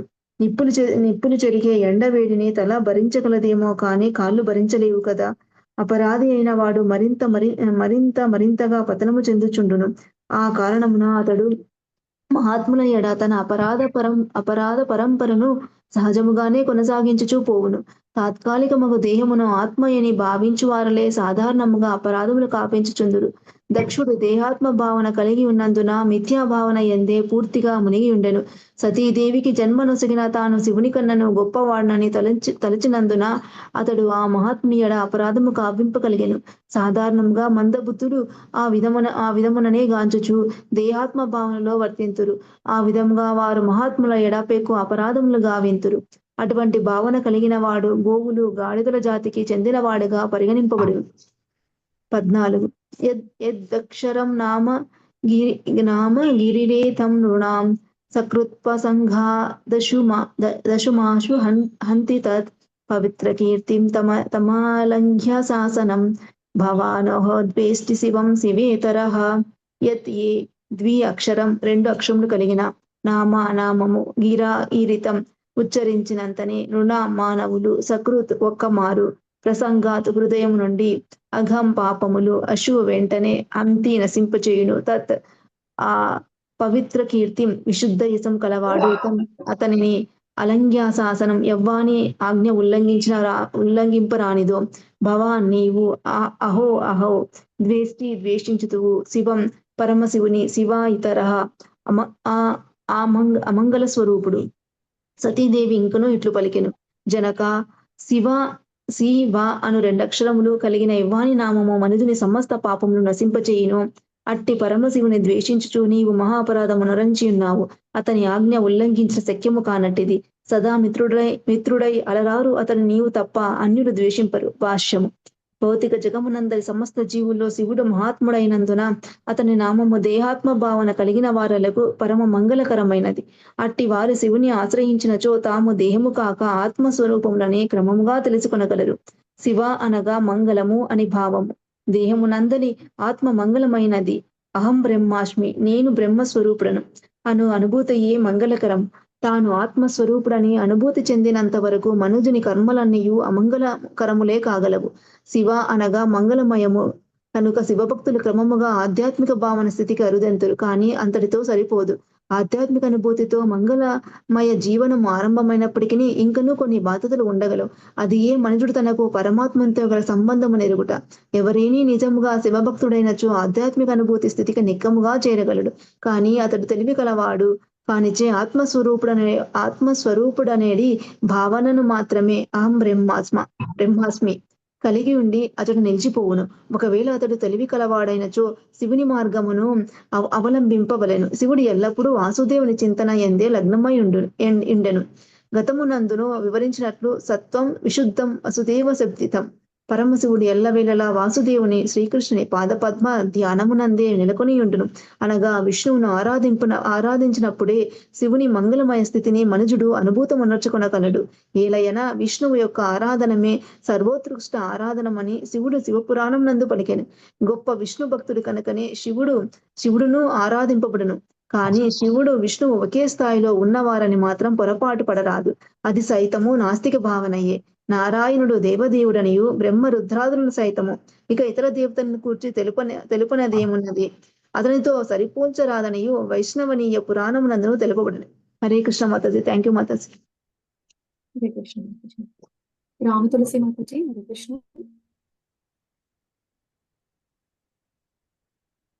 లక్ష్మీ మాతాజీ.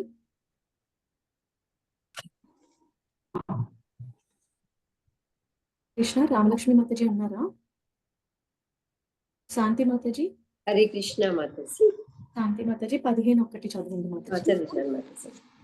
యత్ పాద పద్మం మహతాం మనోలిభిః నివేశితం బ్రహ్మ రసాసవార్ధిభిః లోకస్య యద్వర్షతి చాశిషోద్ధినా తస్మై భవాన్ గృహ్యతి విశ్వబంధవే. యత్పాద పద్మం యవ్వాని పాదపద్మములను మహతాం మహాత్ములు మన అలిబి మనో భృంగములచే నిషేవితం నెలకొని బ్రహ్మరస బ్రహ్మానందపు ఆసవ అర్ధిపి అమృతమును గోర్చు లోకస్య సామాన్యుని యత్ ఏవైతే వర్షితి తీర్చును చ మరియు ఆశీష కోరికలను అర్దిన కోరెడి తస్మై అతనిని శివుని భవాన్ నీవు దృహ్యతి ద్వేషించుచున్నావు విశ్వబంధవే ముల్లోక జీవులకు బాంధవుడు ముల్లోక జీవులకు బాంధవుడకు శివుని ఎడ నీవు ద్వేషమును కలిగి ఉన్నావు. సామాన్య జనులకు అతడు సమస్త కోరికలను ఈడేర్చినట్టి వాడు. తన పాదపద్మ చింతనయందు నెలకొనిన కారణమున బ్రహ్మానందమును గోరు మహాత్ములను సైతము అతడు అనుగ్రహించును. భాష్యం. జనులలో సాధారణముగా 2 తరగతుల వారుందురు.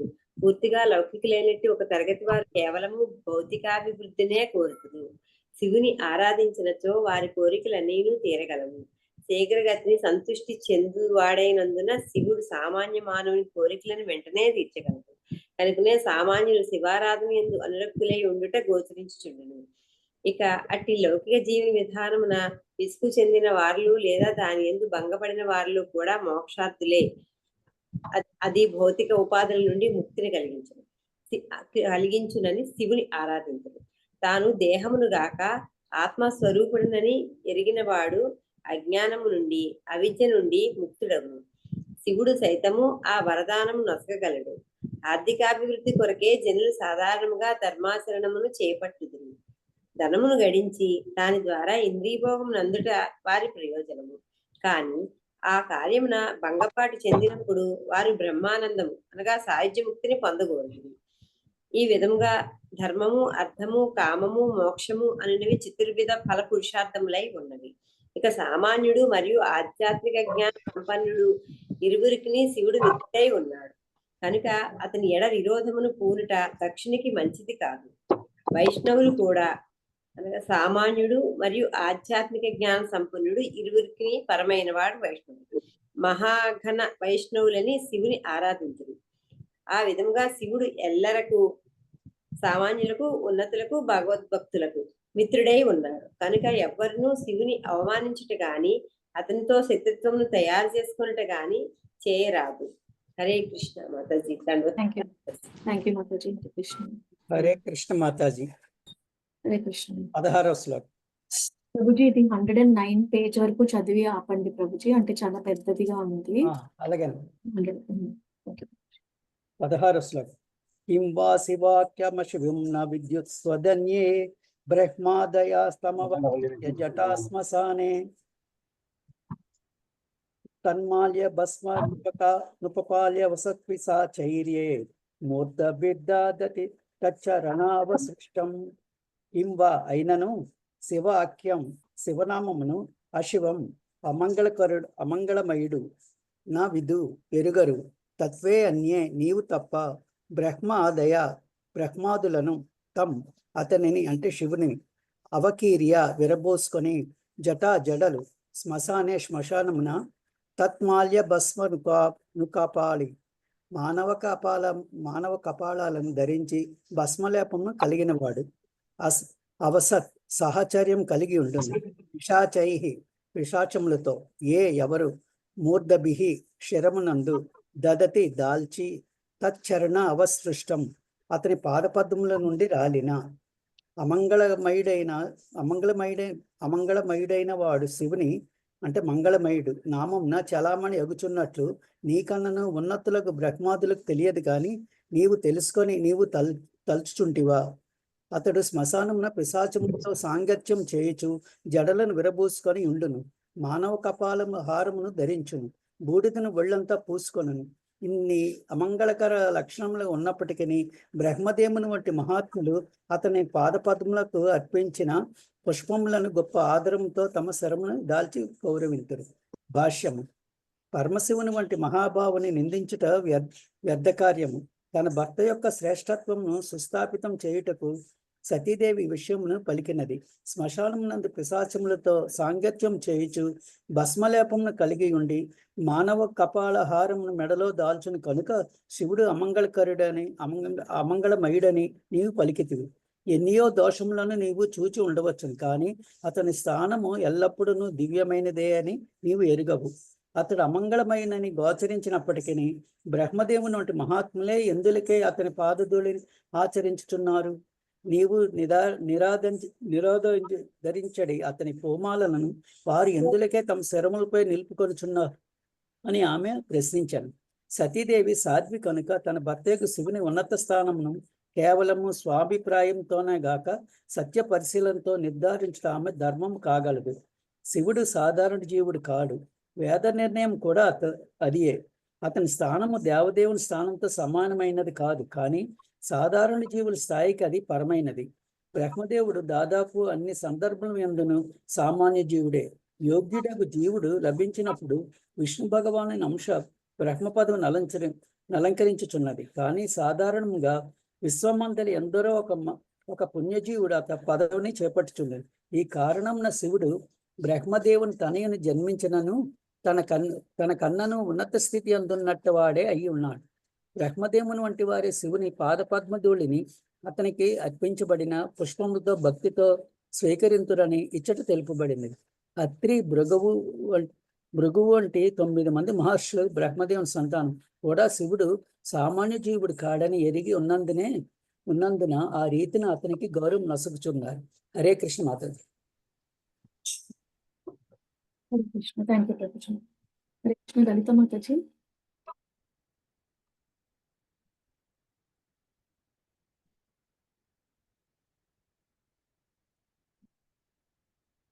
లేనట్టున్నారమ్మా లలిత మాతాజీ. లలిత మాతాజీ. నేనున్నా మాతాజీ. మాతాజీ చదవండి మాతాజీ. 110 పేజెస్. చదవనా మాతాజీ?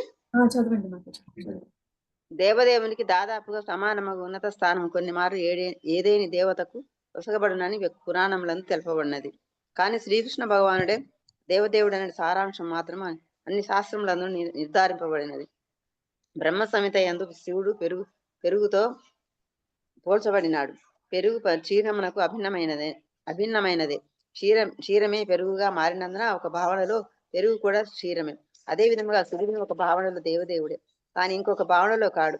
పెరుగు క్షీరమే అయినప్పటికీ దాన్ని మనం క్షీరం నుండి భేదపరపవలసినది కదా. ఈ వివరణం వేదవాక్యమును ఉసగబడినది. ఏ దేవత అయినా బాహ్యమునకు దేవదేవుని కన్నను ఉన్నత స్థానమున విలసిల్లి ఉన్నట్లు గోచరించు అది భక్తిని ఆ దేవత వైపునకు ఆకర్షించడం కొరకే అయి ఉండును. ఈ విషయం భగవద్గీత 9.25 నందు తెలుపబడినది. ఎవరైనా ఒక దేవతను అర్చింపగోరినతో హృదయస్థుడగు పరమాత్ముడు అతనికి ఆ దేవత ఏడ అమితానురాగమును ఆకర్షణను సగును. తద్వారా ఆ భక్తుడు ఆ దేవతాలోకమునకు చేరగలడు. యాంతి దేవతారాధన ద్వారా మనుజుడు ఆయా దేవతల లోకములను చేర్చవచ్చును. అదేవిధంగా దేవదేవుని ఆరాధనము ద్వారా అతను భగవద్ధామం చేరగలడు. ఈ విషయం వేదవాక్యమున వెక్కి చోట ఉద్ఘాటింపబడింది. భర్త అయినందున అతని ఏడ తనకు గల గౌరవము వలను మరియు బ్రహ్మదేవునితో సహా జీవులందరికన్నా ఉన్నతమ స్థానమును అతను కలిగి ఉన్నందునను శివుని ఇచ్చట సతీదేవి శ్లాఘించినది. శివుని స్నానమును బ్రహ్మదేవుడే ఆమోదించినాడు. తన తండ్రి యగు దక్షిణుడు అతనికి గౌరవమసగవలనంట సతీదేవి వాదము. నిజమునకు ఉత్సవమునందు పాల్గొనుటకే ఆమె తండ్రి గృహమునకు రాలేదు. అక్కడను మరి తల్లిని చూడగోరుదునని ఆమె భర్తను వేడుకొనినను అది కేవలం విష మాత్రమే. పరమశివునితో వైరం కొనసాగించుట వర్ధమని తన తండ్రికి నచ్చజెప్పవలననియే ఆమె నిజమునకు కోరినను. అదే ఆమె ముఖ్య ప్రయోజనము. తండ్రికి నచ్చజెప్పుటలో విఫలము నొందినంతనే అతడు ఒసిగిన దేహమును ఆమె త్యజించాను. ఈ విషయం రాఘవ శ్లోకంలో తెలుపబడినది. హరే కృష్ణ మాతాజీ. దండస్మరణ మాతాజీ. Thank you Mataji. రేవతి మాత, పార్వతి మాతాజీ. హరే కృష్ణ.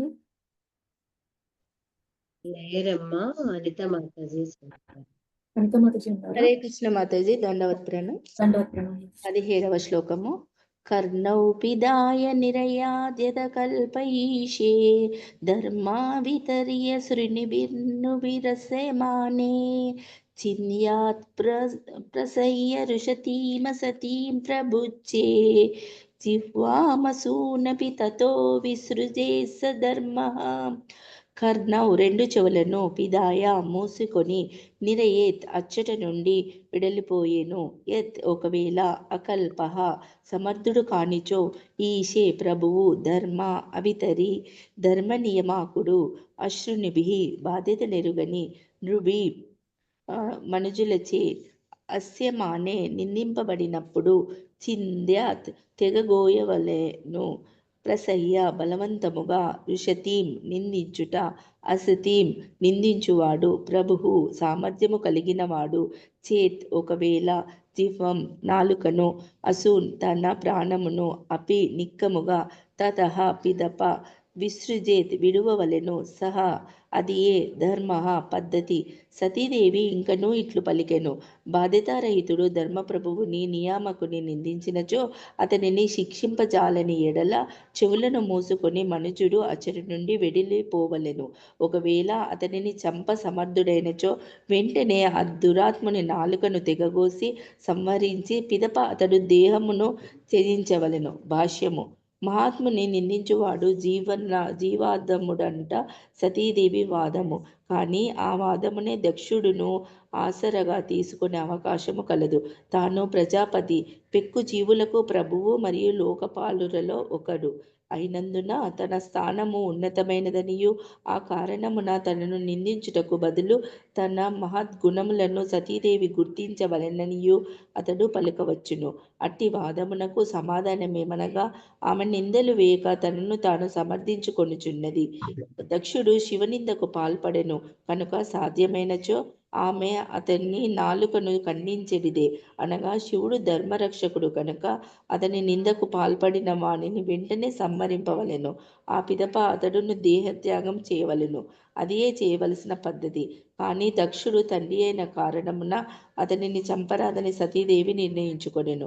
అయినను శివనింద వినిన ఘోర పాపమునకు పరిహారముగా ఆమె తన ప్రాణమునే త్యజింప సమకట్టెను. శ్రీమద్ భాగవతమున ఇచ్చట తెలుపబడిన ఉపదేశమేమనగా మహాత్ముని నిందించని వాని కార్యములను ఎట్టి పరిస్థితులందును సహింపరాదు. బ్రాహ్మణుడైన వాడు దేహత్యాగమునకు పాల్పడరాదు. ఏలయన అది బ్రహ్మహత్యా పాతకమును కలిగించును. కనుక బ్రాహ్మణుడు ఆ ప్రదేశమునకు విడిచిపోవలెను లేదా నింద వినపడనట్లుగా రెండు చెవులను గట్టిగా మూసుకొనవలెను. క్షత్రియుడైన వాడు శిక్షించడి శక్తిని కలిగి ఉండును కనుక నిందలాడు అని నాలుకను తెగగోసి సంహరించవలెను. ఇక వైశ్యులు శూద్రులు మాత్రము వెంటనే దేహత్యాగం చేయవలెను. తనను శూద్రులకు వైశ్యులకు సంబంధించినదిగా భావించిన కారణమున సతీదేవి దేహత్యాగమునకు సంకల్పించెను. దీనికి సంబంధించిన విషయమే భగవద్గీత 9.32 యందు స్త్రీయో వైశ్య సదా శూద్ర అని తెలుపబడినది. అనగా స్త్రీలు, శూద్రులు, వైశ్యులు ఒకే స్థాయికి చెందిన వారు. శివుని వంటి మహానుభావుని నిందను వినినప్పుడు వైశ్యులు, శూద్రులు వెంటనే దేహత్యాగము చేయవలెనని ఉపదేశింపబడినందున సతీదేవి కూడా తన దేహత్యాగమునకే నిర్ణయించుకొనెను. Thank you Mataji. Hare Krishna. Hare Krishna. Thank you Mataji.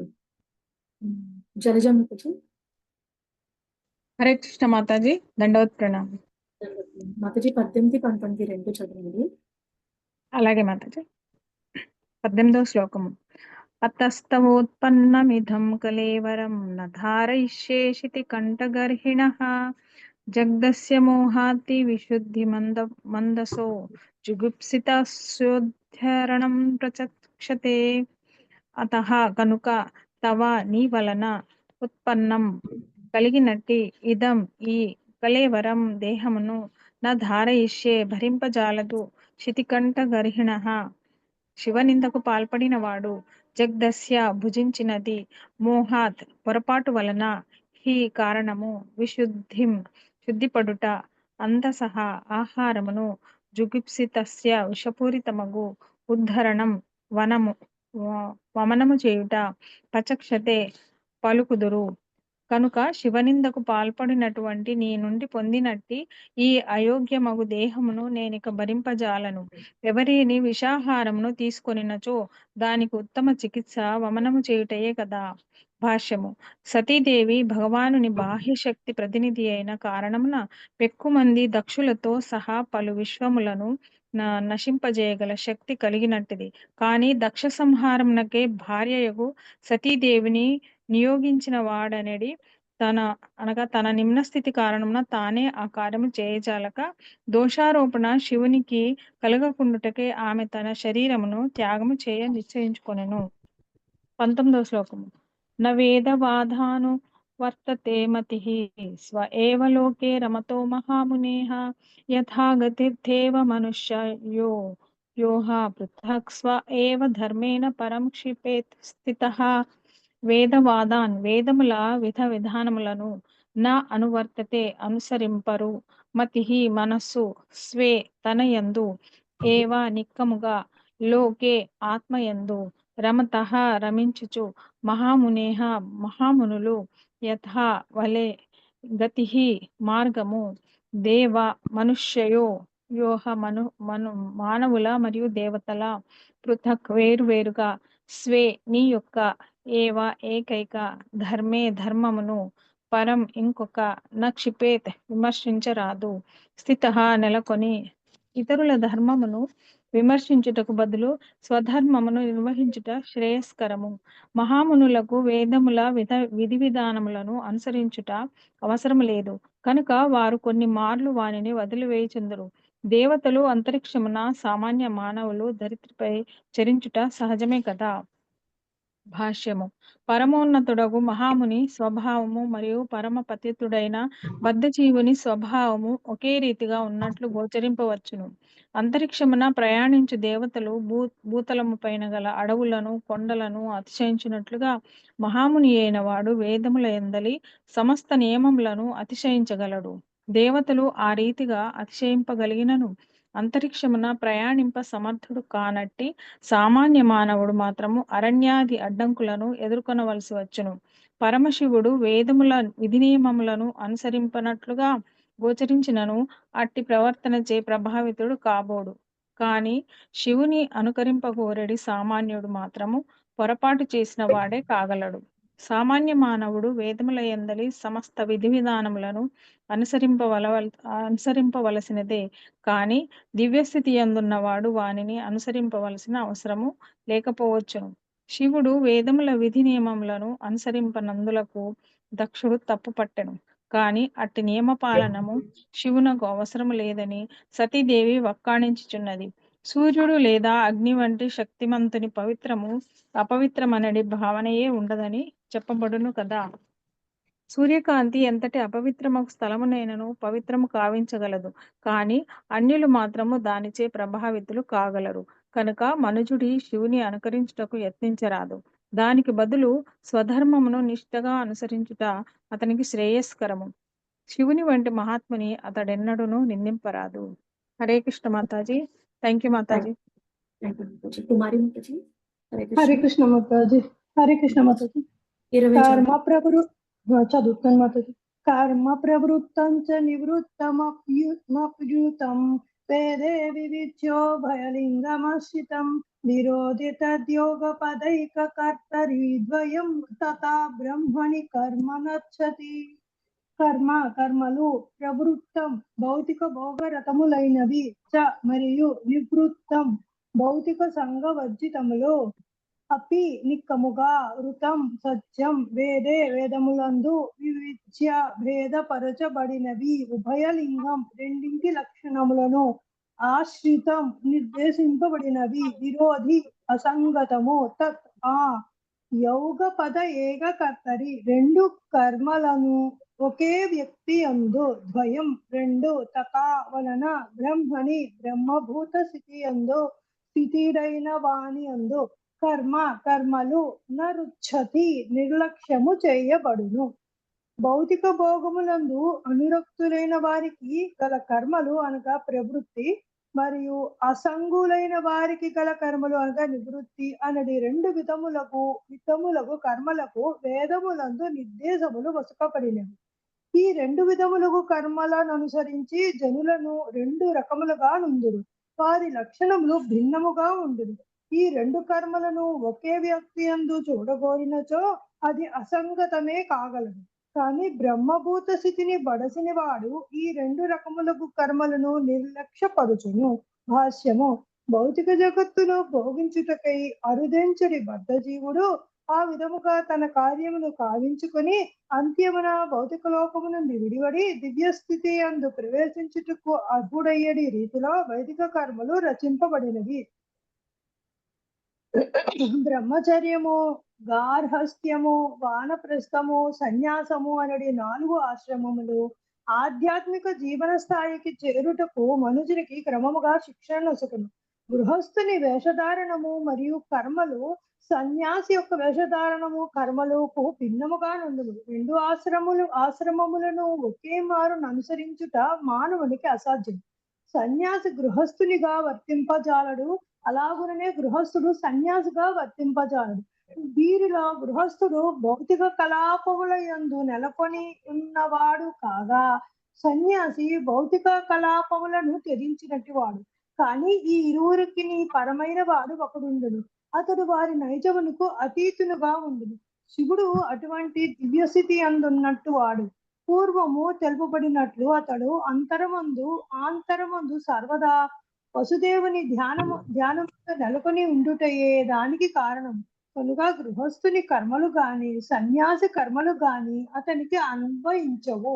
అతడు పరమహంస స్థితిలో ఉన్నట్టి వాడు. అతడు పొంది ఉన్నట్టి దివ్య స్థితి భగవద్గీత 2.5253 యందును వివరించబడినది.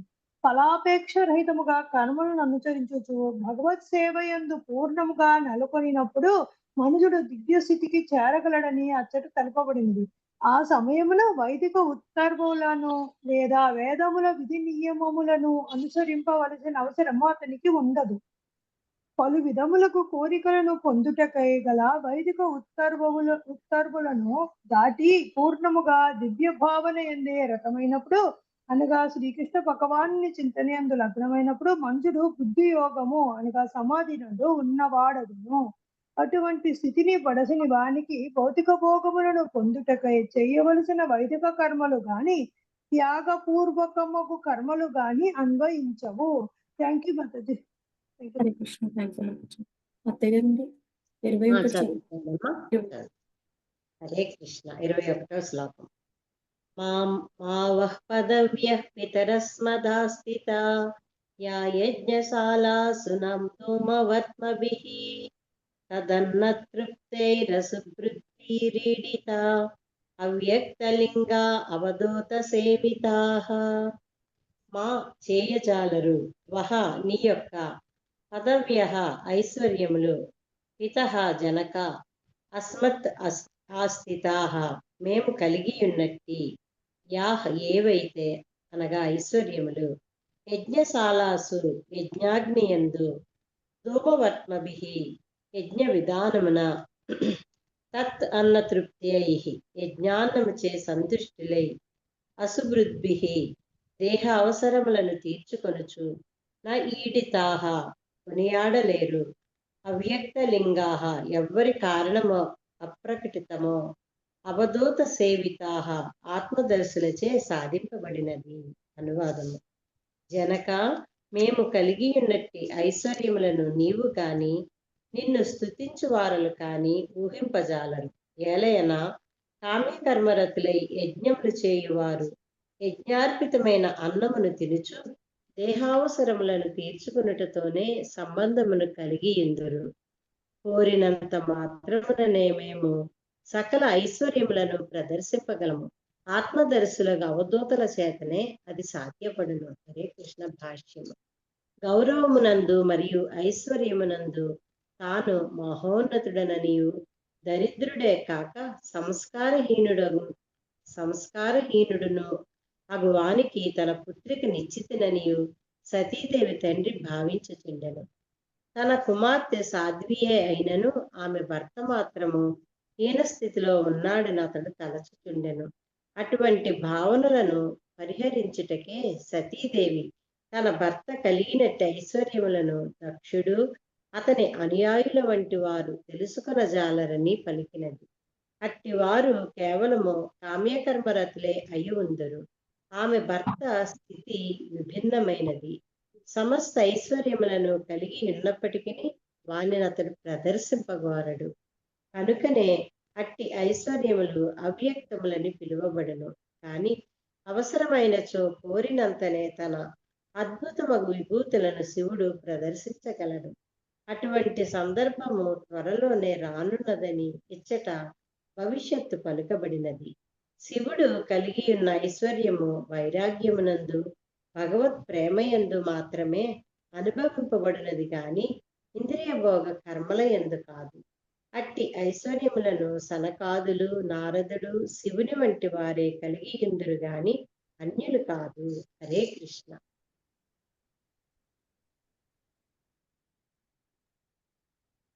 మాతాజీ ఉన్నారమ్మా? భారతి మాతాజీ.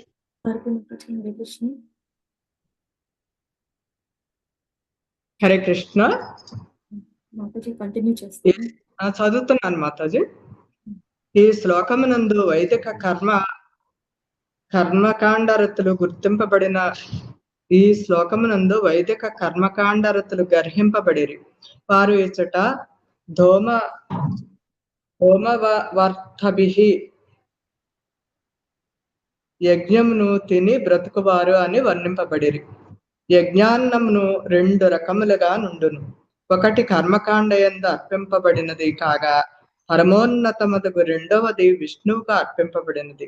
రెండింటి అందును విష్ణువే ప్రధాన దైవమైనను కామ్యకర్మరతులు భౌతిక లాభమును పడేట కొరకే వివిధ దేవతలను సంతృష్టి పరుప గోరుదురు. కానీ నిజమైన యజ్ఞము విష్ణువుకు ప్రీతి కలిగించుటయే అట్టి యజ్ఞ ప్రసాదము. భక్తి పురోగతికై లాభకరమైనది. విష్ణువు లక్ష్యము కానటువంటి యజ్ఞ నిర్వహణము వలన కలిగడి పురోగతి మందగోడిగా నుండును. కనుకనే అది ఈ శ్లోకమున గర్హింపబడినది. కర్మకాండరతులను విశ్వనాథ చక్రవర్తుల వారు కాకులతో పోల్చిరి.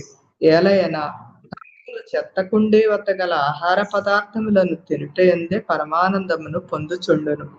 యజ్ఞమునందు ఉపస్థితులైన బ్రాహ్మణులందరినీ సతీదేవి నిందించెను. దక్షుడు మరియు అతని ముఖస్థుతి పరాయణులు శివుని ఉన్నత స్థితిని గుర్తించకపోవచ్చును. అయినప్పటికీ తన భర్త ఐశ్వర్యహీనుడు కాడని సతీదేవి తండ్రికి తెలియజెప్పగోరెను. శివపత్ని అయినందున ఆమె శివభక్తులందరకు సమస్త ఐశ్వర్యములను వసగగలదు. శ్రీమద్ భాగవతములోని 10వ స్కందమున ఈ విషయము వివరింపబడినది. కొన్ని మార్లు శివభక్తులు విష్ణు భక్తుల కన్నను అధిక ఐశ్వర్యవంతులుగా నున్నట్లు గోచరించుచుండును. లోకపాలన అధికారిణియగు దుర్గాదేవి తన భర్తకు యశస్సును గూర్చుటకై శివభక్తులకు సమస్త ఐశ్వర్యములను నసుకుచుండుటయే దానికి కారణం. కానీ విష్ణు భక్తులు ఆధ్యాత్మికోన్నతి కొరకై యత్నింతురు కనుక వారి ఐశ్వర్యములు తగ్గుచున్నట్లు కొన్ని మార్లు జోదకమగుచుండెను. ఈ విషయంలో 10వ స్కందమున విపులముగా చర్చించబడినది. హరే కృష్ణ మాతాజీ. Thank you. హరే కృష్ణ మాతాజీ. 22వ శ్లోకం. నైతేన దేహేన హరే కృతగసో దేహోద్భవే నాలమలం కుజన్మన వ్రేడా మమాబుత్కు జన ప్రసంగత సజ్జన్మ దిగ్యో మహతామవద్యకృత్. నా లేదు ఏతేన ఈ దేహేన దేహముచే హరే శివుని ఎడ కృత అగసహ అపరాధమునొనర్చన దేహ ఉద్భవేన నీ దేహము నుండి కలిగినది అలం అలం చాలు చాలు కుజన్మన నిందనీయ జన్మము వ్రేడ సిగ్గుచేటు మమ నా యొక్క అభూత్ అయినది కుజన ప్రసంగత దుర్మార్గునితో సంబంధము వలన తజ్జన్మ అట్టి జన్మమునకు ధిక్కారముగాక యహ ఎవరైతే మహాత్ములకు అవద్రుకృత్ అపరాధి. నీవు శివుని ఎడ అపరాధమునర్చిన వాడవు. అటువంటి నీ నుండియే దుర్భాగ్యవశమున నాకీ దేహము కలిగినది. ఈ సంబంధమును తలచి నేను మిక్కిలి సిగ్గుపడుచున్నాను. మహాత్ముడైన వాని ఎడ అపరాధమునర్చిన వానితో గల సంబంధముచే నా దేహము కలుషితమైనందున నన్ను నేను నిందించుకొనుచున్నాను. భాష్యము. శివుడు విష్ణు భక్తులందరిలోనూ పరమోత్కృష్టుడు కనుకనే వైష్ణవానం యథా శంభుః అని తెలుపబడినది. అనగా విష్ణు భక్తులలో శంభువు అతి శ్రేష్ఠుడు. వసుదేవ స్థితి యందు నెలకొని ఉన్నందున శివుడు సదా దివ్య స్థితి యందు నిలిచియుండునని సతీదేవి గత శ్లోకములందు వివరించినది. వసుదేవ స్థితి యందే వాసుదేవుడు అనగా శ్రీకృష్ణుడు ఉద్భవించును కనుక శివుడు గొప్ప కృష్ణ భక్తుడై ఉన్నాడు. విష్ణువు నెడ లేదా విష్ణు భక్తుల ఎడ చేయబడు నిందాలాపములను ఎవ్వరునూ సహించరాదని తెలుపబడినందున సతీదేవి వ్యవహరించిన తీరు కూడా ఆదర్శనీయముగా నున్నది. శివునితో సాంగత్యము కలిగినందులకు కాక శివాపరాధియగు దక్షునితో తనకు దేహ సంబంధం కలిగి ఉన్నందులకు సతీదేవి దుఃఖించెను. తనకు దక్షుని వలన జన్మం కలిగినందులకు ఆమె తనను తాను నిందించుకొనెను. 23వ శ్లోకం. మాతాజీ వినపడుతుందా? హరే కృష్ణ. ఓకే అండి, ఓకే. 23వ శ్లోకం. గోత్రం త్వదీయం భగవాన్ వృషధ్వజో దాక్షాయణీ త్యాహ యదా సుధర్మనాః వ్యపేతే నర్మస్మిత మాసు తదాహం వ్యుత్సుక్ష ఏతత్కుణపం త్వదం గజం. గోత్రం కుటుంబ బాంధవ్యము. త్వదీయం నీ యొక్క. భగవాన్ ఐశ్వర్యపూరుడు. వృషధ్వజ శివుడు. దాక్షాయణి దక్షుని తనయ. ఇతి అని అహయద పిలిచినప్పుడు. సుధర్మన మిగుల భిన్నురాలును. వ్యపేత అదృశ్యమగును. నర్మస్మితం నా ఆనందము చిరునవ్వు. ఆశు వెంటనే. తదా అప్పుడు. అహం నేను. వ్యుత్సక్షే నేను చదింతును. ఏతత్ ఈ దేహమును. కుణపం మృత శరీరము. త్వత్ అంగజం నీ దేహము నుండి కలిగిన. నీతో నాకు గల కుటుంబ బాంధవ్యము వలన శివుడు నన్ను దాక్షాయణి అని సంబోధించినప్పుడు నేను మిగులు కిన్నురాలునగుదును. నా సంతోషము చిరునవ్వు ఒక్కమారుగా అదృశ్యమగును. సంచి వంటి ఈ దేహము నీ నుండి కలిగినందుకు నేను మిగులు చింతించుచున్నాను కనుక దీనిని నేను ఛేదించివేయుదును. భాష్యము. దాక్షాయణి అనగా దక్షుని తనయ అని భావము. సంభాషణయందు కొన్ని మార్లు శివుడు సతీదేవిని దాక్షాయణి అని సంబోధించినప్పుడు అది తన కుటుంబ సంబంధమును గుర్తు చేయును కనుక ఆమె మిగులు సిగ్గు చెందిడిది. దక్షుడు అపరాధమూర్తి అవుటయే దానికి కారణము. మహాత్ముడకు శివుని అనవసరముగా నిందించెను కనుక దక్షుడు మూర్తీభవించిన అసూయ ద్వేషమని పలుకువచ్చును. దాక్షాయణి అనేది శబ్దము వినినంతనే సతీదేవి మిగులు కిన్నురాలయ్యేడిది. దోషభరితుడగు దక్షుని దేహమునకు ఆమె దేహము చిహ్నమగుటయే దానికి కారణము. ఆ విధముగా తన దేహము నిరంతర అప్రసన్నతకు కారణమైనందున ఆమె దానిని త్యజింప నిశ్చయించుకొనెను. హరే కృష్ణ మాతాజీ, చదవమంటారా? ముందుకెళ్దామండి. 24వ శ్లోకం చదవండి. పద్మావతి మాతాజీ చదువుతారు మాతాజీ. శారదా సూత్రనేమి మాతాజీ ఉన్నారా? లేనట్టున్నారమ్మా. పద్మావతి మాతాజీ. హరే కృష్ణ. హరే 24 చదవండి మాతాజీ. 24వ శ్లోకం. మైత్రేయ ఉవాచ ఇత్యద్వరే దక్షం అసూత్య శత్రునహాన్ క్షితావుదీచిం నిశసాద శాంతవాక్ సృష్ట్వా జలం పీతదుకూల సంవృత నిమీల్య దృగ్యోగ పదం సమావిశత్. మైత్రేయువాచ మైత్రేయుడు పలికెను. ఇది ఈ విధముగా అధ్వరే యజ్ఞస్థలి యందు దక్షం దక్షిణితో అసూజ్య పలికి శత్రుహన్ ఓ శత్రునాశక క్షితౌ భూమిపై ఉదీచిం ఉత్తర దిక్కుగా ముఖము చేసి నిశసాద్ కూర్చుండెను. శాంతవాక్ మౌనముగా సృష్ట్వా ఆచమనము చేసి జలం జలమును పితాదుకూల సంవృత పసుపు వస్త్రమును దాల్చి ఉండి నిమీల్య మూసికొని దృక్ కన్నులను యోగపథం యోగమునందు సమావిష సంలగ్నమయ్యను. అనువాదము.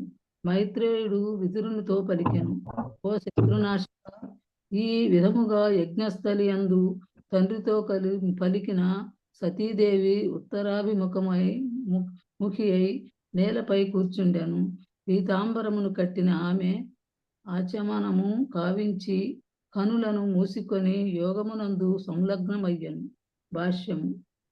ఎవరేని మనుజుడు దేహత్యాగము చేయగోరినప్పుడు కుంకుమ పువ్వు వర్ణము కలిగిన వస్త్రమును ధరించినను తెలుపబడినది. కనుక సతీదేవి దక్షదత్తమైన తన దేహమును త్యజింపనున్నానని సూచించుచు వస్త్రములు మార్చినట్లు గోచరించుచున్నది. దక్షుడు సతీదేవి తండ్రి. అతనిని సంహరించుటకు బదులు అతనిని అంశయైన తన దేహమును నశింపజేయుట ఉత్తమమని ఆమె నిర్ణయించుకొనెను. ఆ విధముగా ఆమె దక్షదత్తమగు దేహమును యోగ విధానమున త్యజింప నిశ్చయించుకొనెను. సతీదేవి యోగులందరిలోనూ సర్వశ్రేష్ఠుడని ప్రసిద్ధిగాంచిన శివుని భార్య. శివుడు సమస్త యోగములను ఎరిగి ఉన్నందున ఆమె కూడా వాని ఎరిగినట్లు గోచరించుచున్నది. ఆమె యోగమును భర్త నుండి నేర్చి ఉండవచ్చును, లేదా ప్రజాపతియగు దక్షిణ తనయ అయినందున ఆ అంశమున జ్ఞానవంతురాలై ఉండవచ్చును. తన ఇచ్ఛానుసారము దేహమును త్యజించగలుగుటయే భౌతిక తత్వమును బందీ నుండి విడుదల గోరుట. యోగము యొక్క పూర్ణత్వము, యోగ పూర్ణతను బడిసిన యోగులు ప్రకృతి నియమములచే మరణము నొందరు. అటువంటి పూర్ణయోగులు తాము కోరినప్పుడే దేహత్యాగము చేయగలరు. సాధారణముగా యోగి తొలుత దేహమందు వాయు చలనము నిగ్రహించుకొనుటలో నిష్ఠాతుడై ఆత్మను సహస్రారమునకు తెచ్చును. పిదప దేహము అగ్ని కీలలయందు దగ్ధమైనప్పుడు కోరిన చోటకేగును. ఈ యోగ విధానము ఆత్మ యొక్క ఉనికిని గుర్తించును. కనుక ఇది నేటి కాలము వారు తయారు చేసిన నామమాత్ర యోగ విధానమునకు దేహము నియంత్రించుటకు ఉపయోగపడుతుందని పూర్తిగా భిన్నమైనది. నిజమైన యోగ విధానము ఆత్మ ఒక లోకము నుండి వేరొక లోకమునకు లేదా ఒక దేహము నుండి వేరొక దేహమునకు పోవుటకు అంగీకరించును. సతీదేవి తన ఆత్మను వేరొక దేహమునకు లేదా లోకమునకు చేర్చగోరినట్లు ఈ సంఘటనను బట్టి గోచరించుచున్నది. హరే కృష్ణ. ఇంకెవరైనా ఉన్నారా మాతాజీ? చదవని వాళ్ళు అందరు చదివేశారు కదా.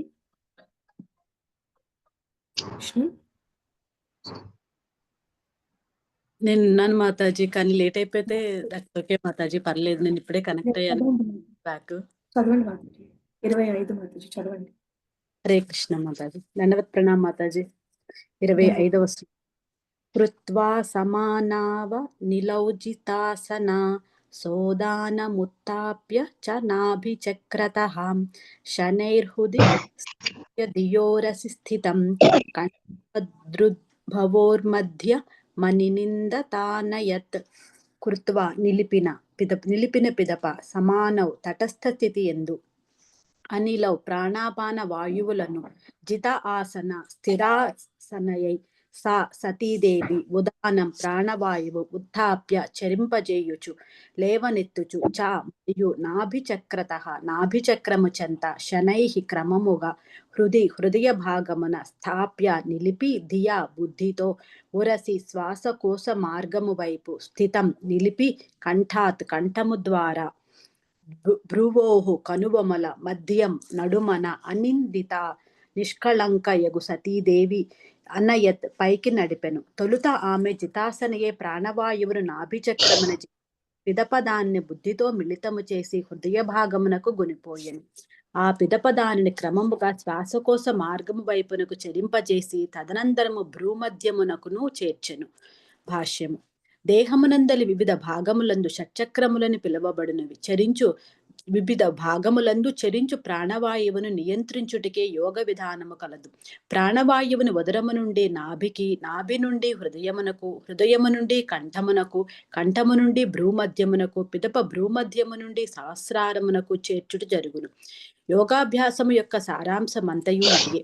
నిజముకు యోగాభ్యాసమునకు మొదలు మనుజుడు ఆసన సిద్ధిని బడయవలెను.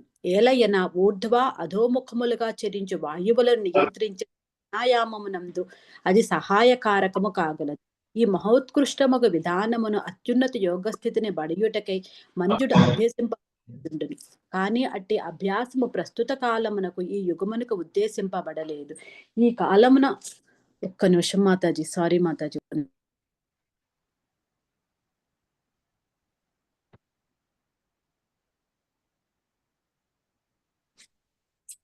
కానీ అట్టి అభ్యాసము ప్రస్తుత కాలమునకు ఉద్దేశింపబడలేదు.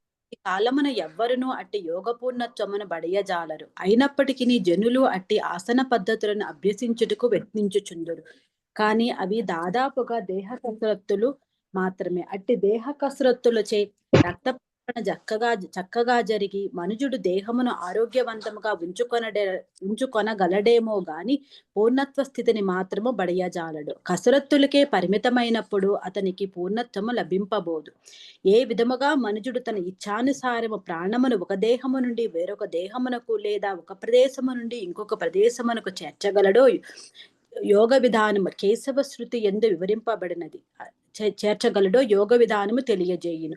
మరొక విధముగా చెప్పవలనన్నచో యోగాభ్యాసం అనున్నది ఆరోగ్యమును చక్కగా ఉంచుకొనుటకు ఉద్దేశింపబడినది కాదు. దేహమును సర్వదా తాజాగా ఉంచున్నది ఆత్మయే కనుక ఆధ్యాత్మికానుభావమునకు చెందిన ఏ దివ్య విధానమైనను అప్రయత్నముగా దేహము స్వస్థతతో ఉండునట్లు తోడ్పడును.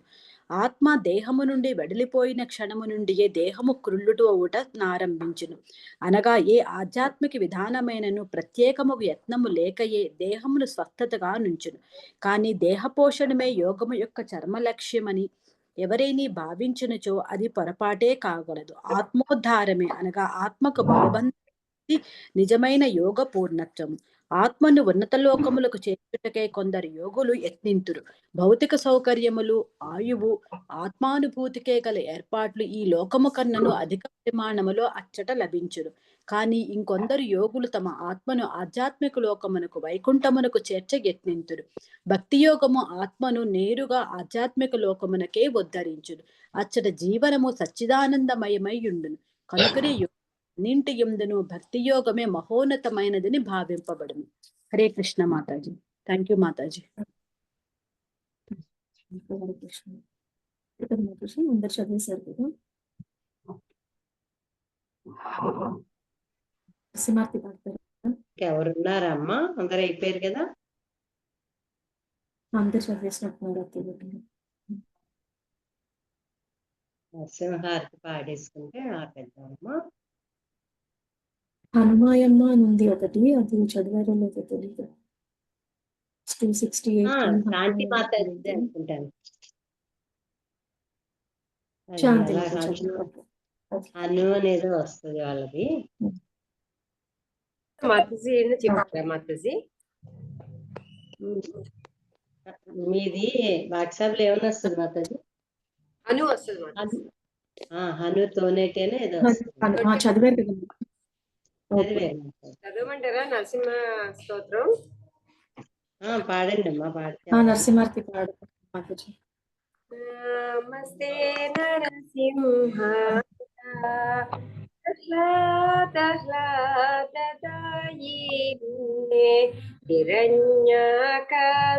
హిరణ్యాకాశీపూర్వక్షః త్రిలటంకా నకాలమయే ఇతో నృసింహ పరతో నృసింహ యతో యతో యామి తతో నృసింహ బహిర్నృసింహ హృదయే నృసింహ నృసింహమదిం శరణం ప్రపద్యే తవ కర కమలవరే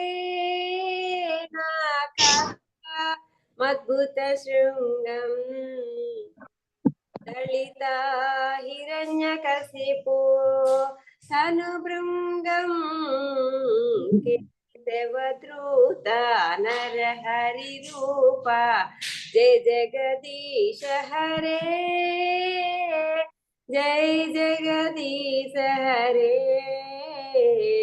జయ జగదీశ హరే जय नृसिंहदेव भगवान की जय, जय प्रहलाद महाराज की जय, जय प्रभुपाद की जय, जय गुरुदेव की जय, नित्य गौरनाथ जय। हरि हरि बोल कृष्ण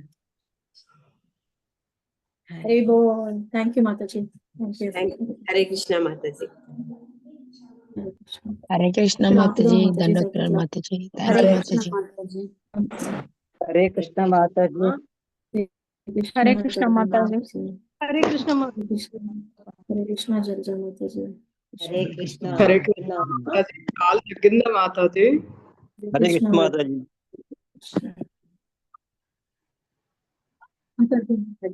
हरे कृष्ण प्रभु श्रेष्ठ प्रभु तग्गिंदे बात ఆప్తాను మాతాజీ, మళ్ళీ ఫ్రైడే క్లాస్ లో కలుద్దాం. మాతాజీ హరే కృష్ణ. మాతాజీ ఏమైనా చెప్తున్నారా భారతి మాతాజీ? ఏం లేదు మాతాజీ, కాలు తగ్గింది మాతాజీ అని చెప్తున్నాను. నా కాలు తగ్గింది మాతాజీ, తగ్గింది. బానే ఉంది. అదే బాగున్నారా మాతాజీ? ఇప్పుడు పర్లేదా మీకు కొంచెం? బానే ఉంది మాతాజీ. పర్లేదా? హరే కృష్ణ. హరే కృష్ణ మాతాజీ. హరే కృష్ణ.